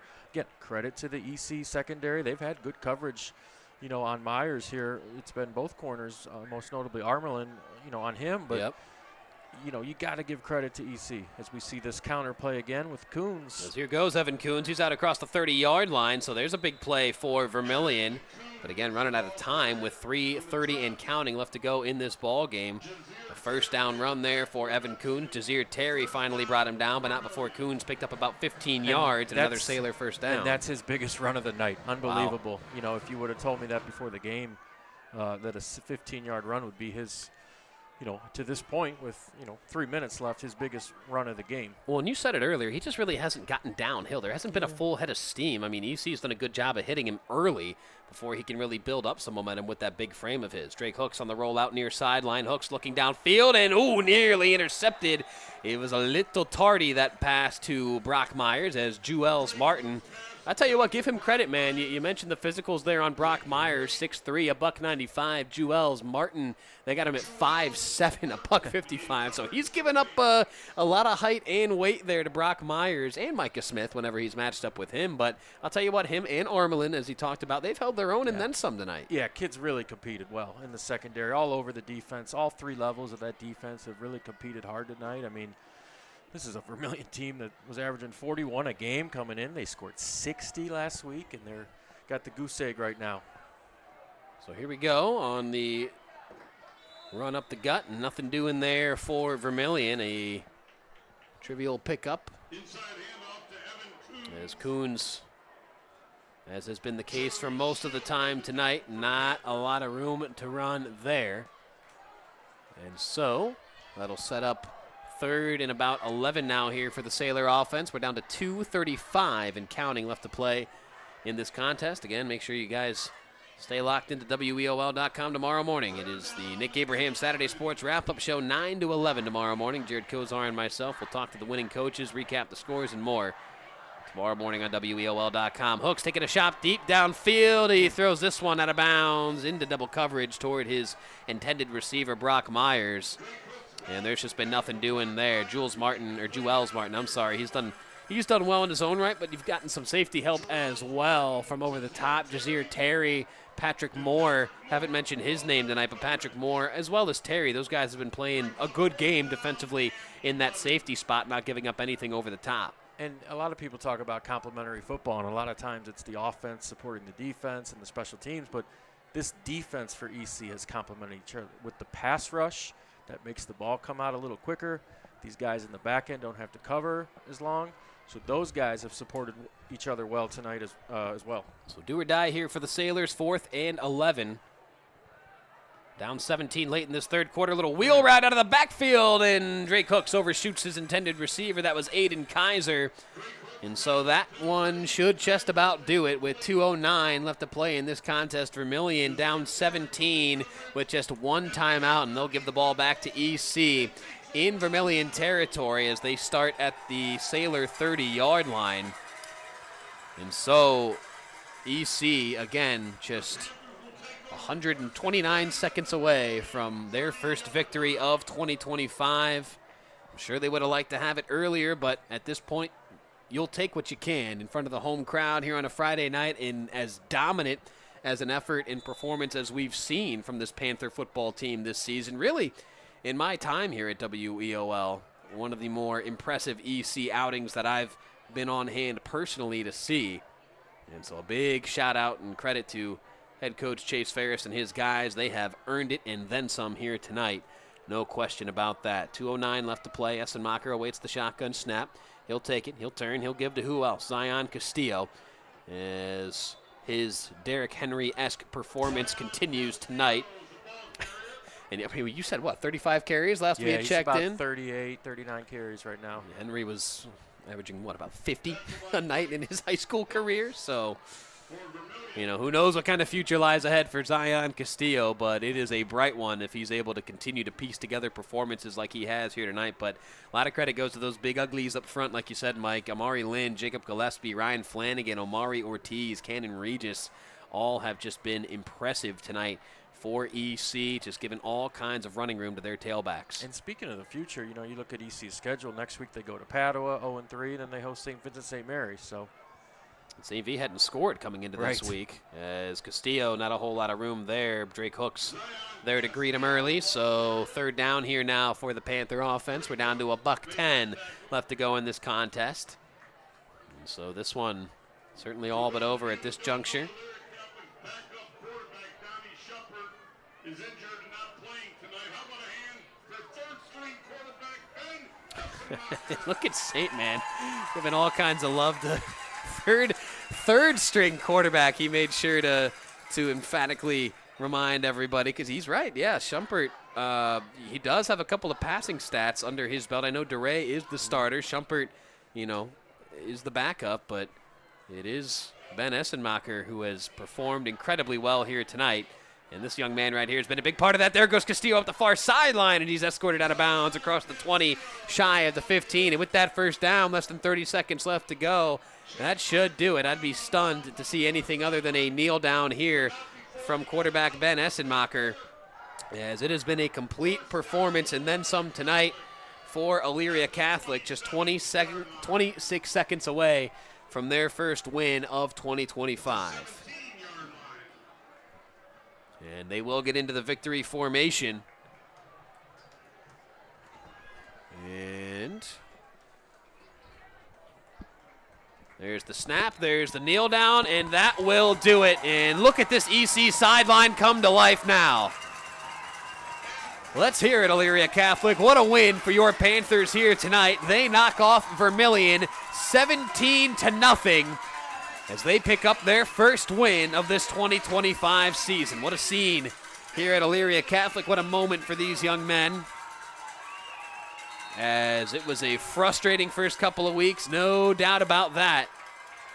But they take some of that out on Vermilion here tonight, blanking the Sailors here at home by a final score of 17-0. Man, what a performance, what an effort from the guys in green as they came to play and they earned it. So, again, 17-0 your final score here at Elyria Catholic. As the celebration continues on the field for these Panthers, I'm sure, look at the student section getting ready to mob their guys down to our right here. And they'll have to wait for some post-game comments from head coach Chase Ferris. I'm sure he'll want to talk to his guys before this sea of green down to our right charges out there. I definitely want to keep this here, though, to see if we can get that, because that'll certainly be a cool moment.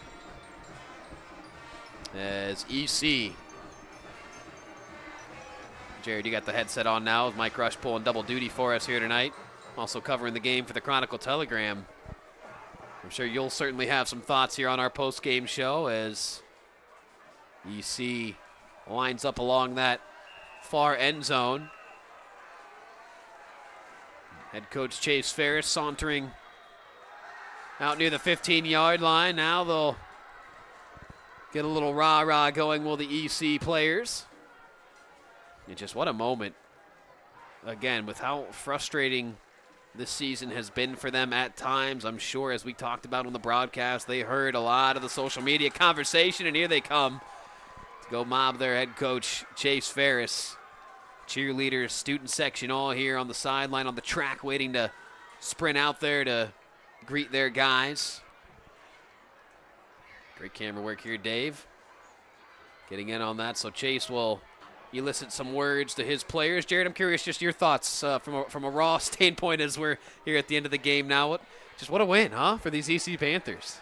Well, when you think about it, just the way the schedule worked out for EC, just, probably the only team in the state of Ohio that didn't have something going on in their facility that played their first 3 games on the road. So their first taste of the home cooking this evening. And, boy, a tough customer in Vermilion comes to town. A former conference opponent. We kind of touched upon this last week on the wrap-up show. These teams used to be very, very familiar with each other. Get reacquainted tonight, and it did not go well for the Sailors. And talk about Castillo. Boy, did he roll it tonight. And just, you talk about unlikely heroes to capture a moment. That's what you had.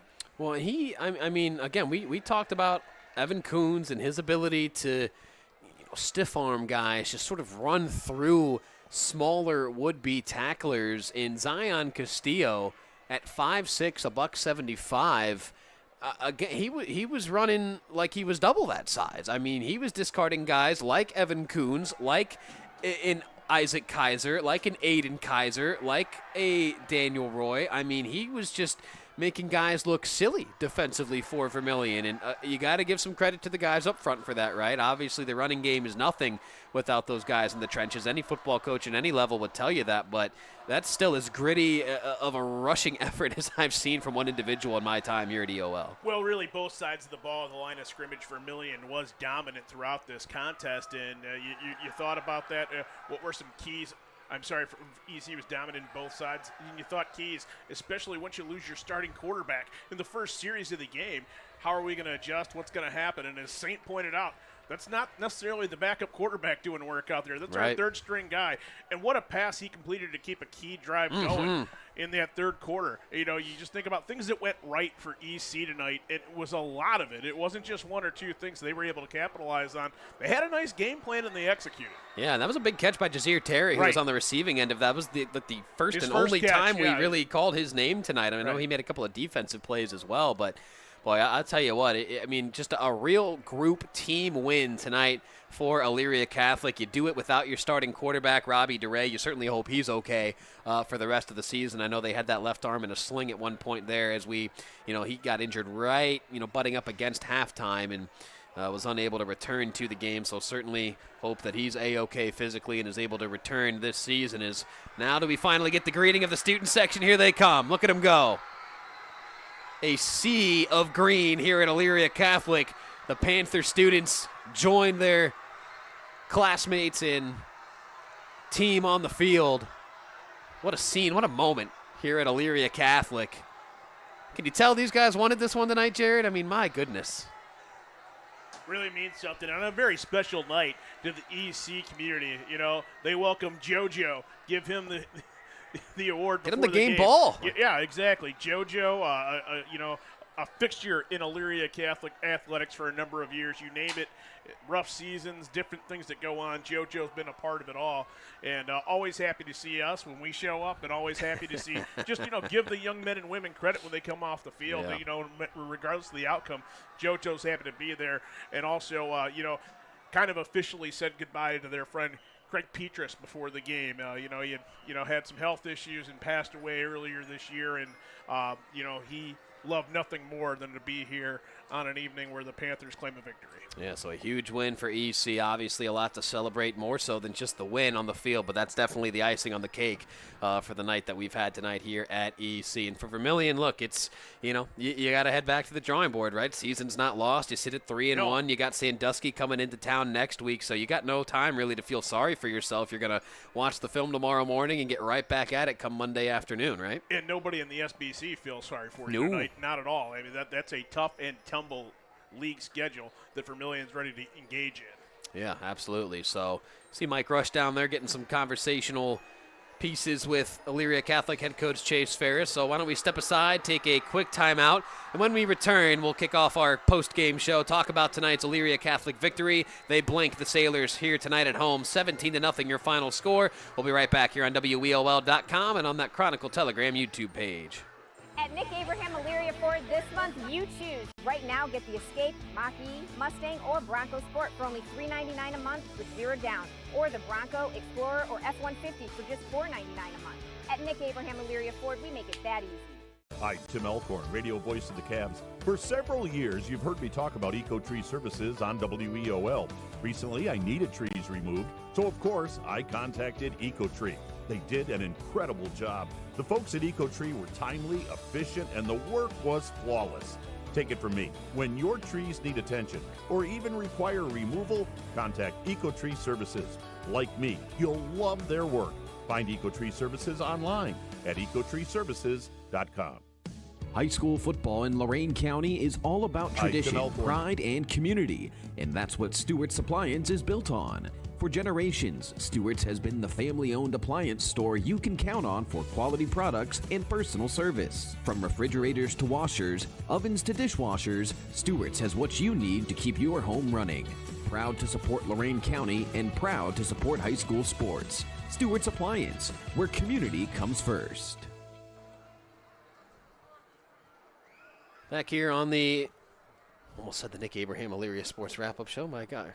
Yeah, we'll go ahead and call it the Nick Abraham Elyria Ford post-game show. Sure, we could certainly do that. They are one of our 3 proud sponsors tonight. Nick Abraham Elyria Ford at the corner of Route 57 and East Broad Street. Eco Tree Service is your complete tree care company. And then Stewart's TV and Appliance, 468 Cleveland Street in Elyria. That's just how excited I am for tomorrow morning, Jared, when we make our way over to the CT. We get ourselves some sausage and egg sandwiches and maybe a hash brown or 2 down the gullet before we talk to our victorious head coaches, Chase Ferris, hopefully being one of them tomorrow morning. Would love an opportunity to talk to him about tonight's contest. I know Mike Rush, he was doing color for us here tonight, also doing some duties for the Chronicle Telegram. He was just out there talking with Coach Ferris. He just wrapped up his conversation, so I'm curious what all he had to say. As again, it is a winner here tonight for EC. They blank Vermilion 17-0. As we take a look at the scoring recap, it was Ben Essenmacher who came in on for Robbie DeRay, the sophomore starting quarterback for EC, went down with a left arm injury late in that first half. Essenmacher stepped in and didn't miss a beat. It was actually a field goal off of his left foot that got the scoring started. Tonight, made Elyria Catholic. Or gave them the lead, I should say, 3-0 late in that first half. In the third quarter, with 4:29 left to play in that third, Mikey Bates ripped off a 48-yard touchdown run right up the middle. He was barely touched as he motored his way into the end zone, made it 10-0, and we kind of all looked at each other and saying, uh-oh, Vermilion in some trouble now all of a sudden. And then it was Zion Castillo putting the finishing touches on it in the fourth quarter with a 4-yard touchdown plunge, made it 17-0. And that was the final score here tonight. Again, Ralph Canucci, Jared Kozar, Mike Rush, Dave Rydell all on hand with you for tonight's contest. Dave, I got to give you a special shout-out, man. Doing fantastic camera work, getting some different crowd shots. I guess you weren't lying. I guess you have run a camera once or twice in your lifetime, haven't you? So, yeah.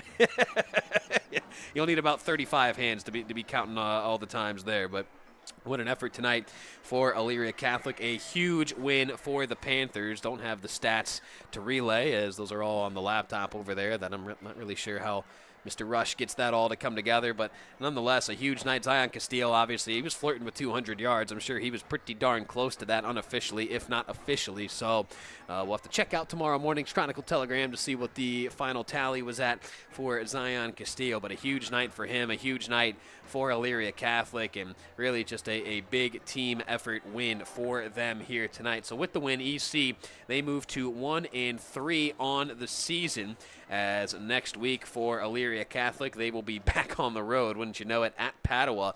Padua 0-3, though, not sure how they fared in their contest tonight. But then for EC, they're back at home against St. Vincent St. Mary, also winless, 0-3, without a point so far this season heading into tonight. Again, I don't know the results of their respective game, but you know, it's 2 winless teams that you see the next 2 weeks if you're EC. So you got some winnable games ahead of you.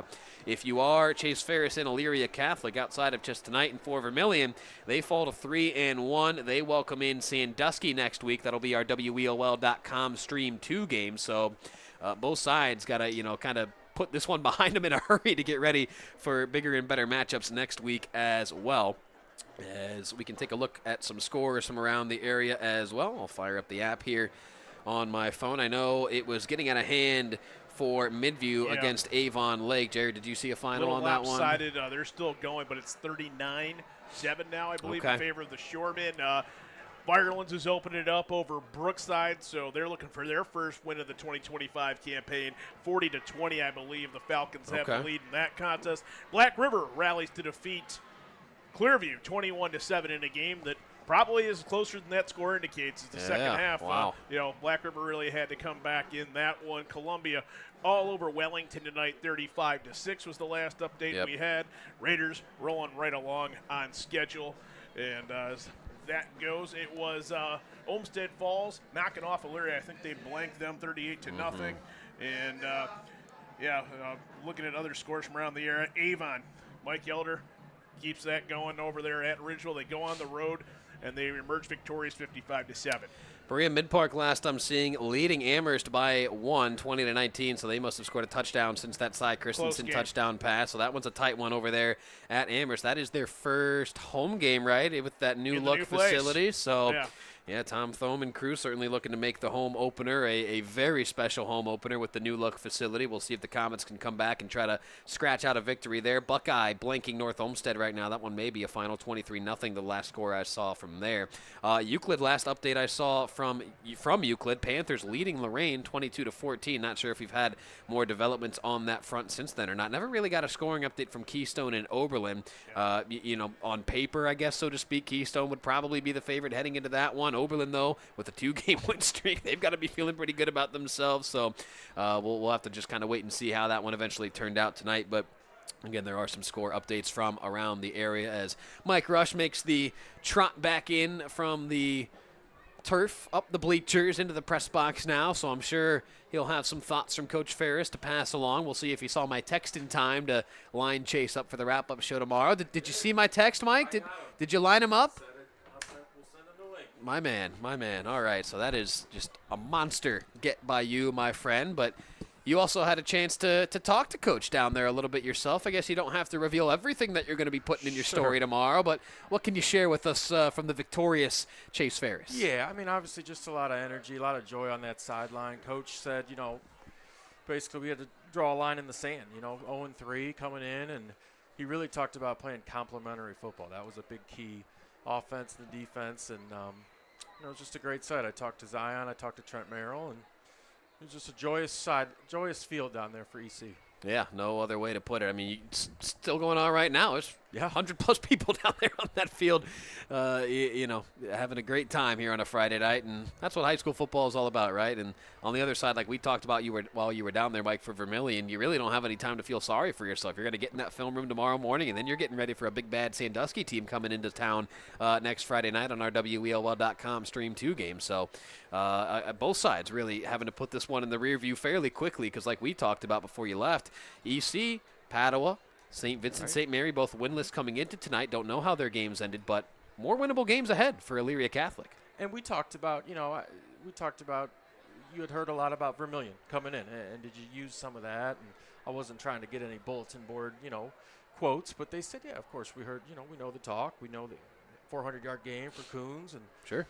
I kind of mentioned you guys almost beat them at their own game tonight, and they agreed. And, it's definitely I asked Chase, is that a signature win? And he said, well, maybe, we'll see. See what we do with it. Right. So good to talk to some happy Panthers down there. Absolutely. Plenty of them down there right now. All right. Mike, any other final thoughts from you, my friend, before we say our thank yous and goodbyes? I just think the beauty of high school football on a Friday night. You're not quite sure what's going to happen. I think most people thought Vermilion would win.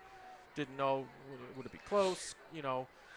I think it's interesting when you take teams and you look at non-conference schedules and you look at all that, and what do we know? We come out here on a Friday night and we call the game, and just a great win for them, and we'll see where they take it. Both teams take it. Yeah, certainly plenty of season ahead for both sides. Plenty of winnable games on the docket for both sides, and we'll see how the season ends for these respective sides. Of course, we'll get more Vermilion next week on our Stream 2 matchup as they welcome in Sandusky. All right, so big thank you to everybody here tonight. Obviously, everybody here at EC, Athletic Director Jim Piazza, Assistant Athletic Director Dan Brown for hooking us up here in the press box, Head Coach Chase Ferris getting us roster, stats, starters, all that good stuff. Same on the other sideline for Vermilion. Head Coach Bill DeFucci joining me for our pregame interview, got me roster, stats, starters, all that good stuff.